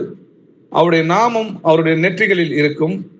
அங்கே ராக்காலமும் இராது, விளக்கும் சூரியனுடைய வெளிச்சமும் அவர்களுக்கு வேண்டியது. ஏன்னா இயேசு கிறிஸ்துவே நம்ம கூட இருப்பார். தேவனாய் ஆகிய கர்த்தரே அவர்கள் மேல் பிரகாசிப்பார். அவர்கள் சதா காலமும் அரசாளும். அன்னைக்கு நம்மளுக்கு பைபிள் இருக்கணும்னு தேவையில்லை. நம்முடைய கர்த்தரே நமக்கு கூட இருந்து நமக்கு சகலத்தையும் போதிப்பார். அவருடைய வெளிச்சத்துல நம்ம பிரகாசமா இருந்து என்றென்றைக்கும் சூரியனை போல நம்ம பிரகாசிப்போம். அவருடைய ராஜ்யத்துல அரசாளுவோம். அவரோடய கூட அவர் பிள்ளையா அவர் கூட இருக்க போறோம். இதுதான் ஆண்டவருடைய திட்டமா இருக்கு. இன்னைக்கு ஆண்டவர் நமக்கு இந்த வெளிப்படுத்தின விசேஷத்துல இருக்கிற சில வசனங்களை வெளிப்படுத்துறதுக்காக கர்த்தரை ஸ்தோத்திரிக்கிறேன். ஆமென். அப்பா, உம்மை துதிக்கிறோம், உம்மை போற்றுகிறோம். நீ நல்லவர், வல்லவர், இரக்கமும் நீதியும் உள்ளவர், கிருபை உள்ளவர் கர்த்தாவே. அப்பா, உம்முடைய வருகையும் உம் வருகைக்கு பின்பு நடக்க போற நிகழ்வுகளையும் எங்களுக்கு வெளிப்படுத்தின கிருபைக்காக நன்றி ராஜா. எங்களுக்கு தெளிந்த புத்தியும் ஞானத்தையும் புத்தியும் கொடுத்திருக்கிற கர்த்தாவே. அப்பா, என்ன வேதத்துல என்ன நடக்க போகுது என்ற விஷயங்களை நாங்கள் அறிந்து கொள்கிற பாக்கியத்தை எங்களுக்கு தந்திருக்கிறீர் கர்த்தாவே. நாங்கள் குப்பையும் தூசும் துரும்பமா இருக்கிறோம் கர்த்தாவே. அக்கிரமக்காரா இருக்கிற எங்களை மன்னித்து உன் பிள்ளையாக சேர்த்து கொண்டீர் ராஜா. உம்முடைய ரகசியத்தை எங்களுக்கு வெளிப்படுத்தினீர் கர்த்தாவே. உண்மை அறிந்து கொள்கிற ஞானத்தையும் புத்தியும் எங்களுக்கு தந்தீர் கர்த்தாவே. அப்பா, இங்க கூடியிருக்கிற சகோதர சகோதரிகளை கர்த்தராக இயேசு கிறிஸ்து நாமத்தினால வாழ்த்தி வரவேற்று கர்த்தாவே, அவங்களை ஆசீர்வதிக்கிற கர்த்தாவே, அவங்க ஜெபங்களை கேட்டதில் அவங்க வேண்டுதல்களை நிறைவேற்றும் கர்த்தாவே, அவங்க கண்ணீர்களை யாவையும் துடையும் கர்த்தாவே. நாங்கள் உறுதியாகவும் உண்மையாகவும் உத்தமமாகவும் பரிசுத்தமாகவும் இருக்க எங்கள் ஆத்மாவை காத்துக்கொள்ள எங்களுக்கு உதவி செய்யுங்கப்பா. அப்பா, எங்களுக்கு ஆவி ஆத்மா சரீரம் நீங்கள் வரும்போது நாங்கள் பரிசுத்தமாக காணப்பட எங்களை உங்களிடத்தில் ஒப்புக் கொடுக்குறோம்ப்பா. நீங்க ஏற்ற நேரத்தில் எங்களை உயர்த்தும்படியாக உங்களோட கைகளுக்கு நாங்கள் அடங்கி இருக்கும்படியாக எங்களுக்கு கிருபை தாருங்கப்பா. கீழ்ப்படிதலை கற்றுக் கொடுங்கப்பா. எல்லா வசனங்களுக்கும் நாங்கள் கீழ்ப்படிதலாக கற்றுக் கொடுங்கப்பா. எங்கள் இருதயங்களை சோதித்தறிந்து எங்களுக்கு உமக்கு பிரியம் இல்லாத காரியங்களை நாங்கள் செய்யாதபடி எங்களை காத்துக்கொள்ளுங்கப்பா. எங்கள் குற்றங்களை எங்களுக்கு உணர்த்துங்கப்பா. நாங்கள் உணர்வுள்ள பிள்ளைகளாக நாங்கள் இருக்கணும்ப்பா. எல்லா வசனங்களையும் உணர்ந்து கொள்கிற புத்தி எங்களுக்கு தாங்கப்பா. எங்களோட எது பேசுங்கப்பா, எங்களை வழி நடத்துங்கப்பா. துதிக்கிற மகிமையெல்லாம் உமக்கே செலுத்துற ராஜா. இயேசு கிறிஸ்துவின் நாமத்தில் ஜெபிக்கிறோம் எங்கள் ஜீவனுள்ள பிதாவே. ஆமென். Praise the lord sister.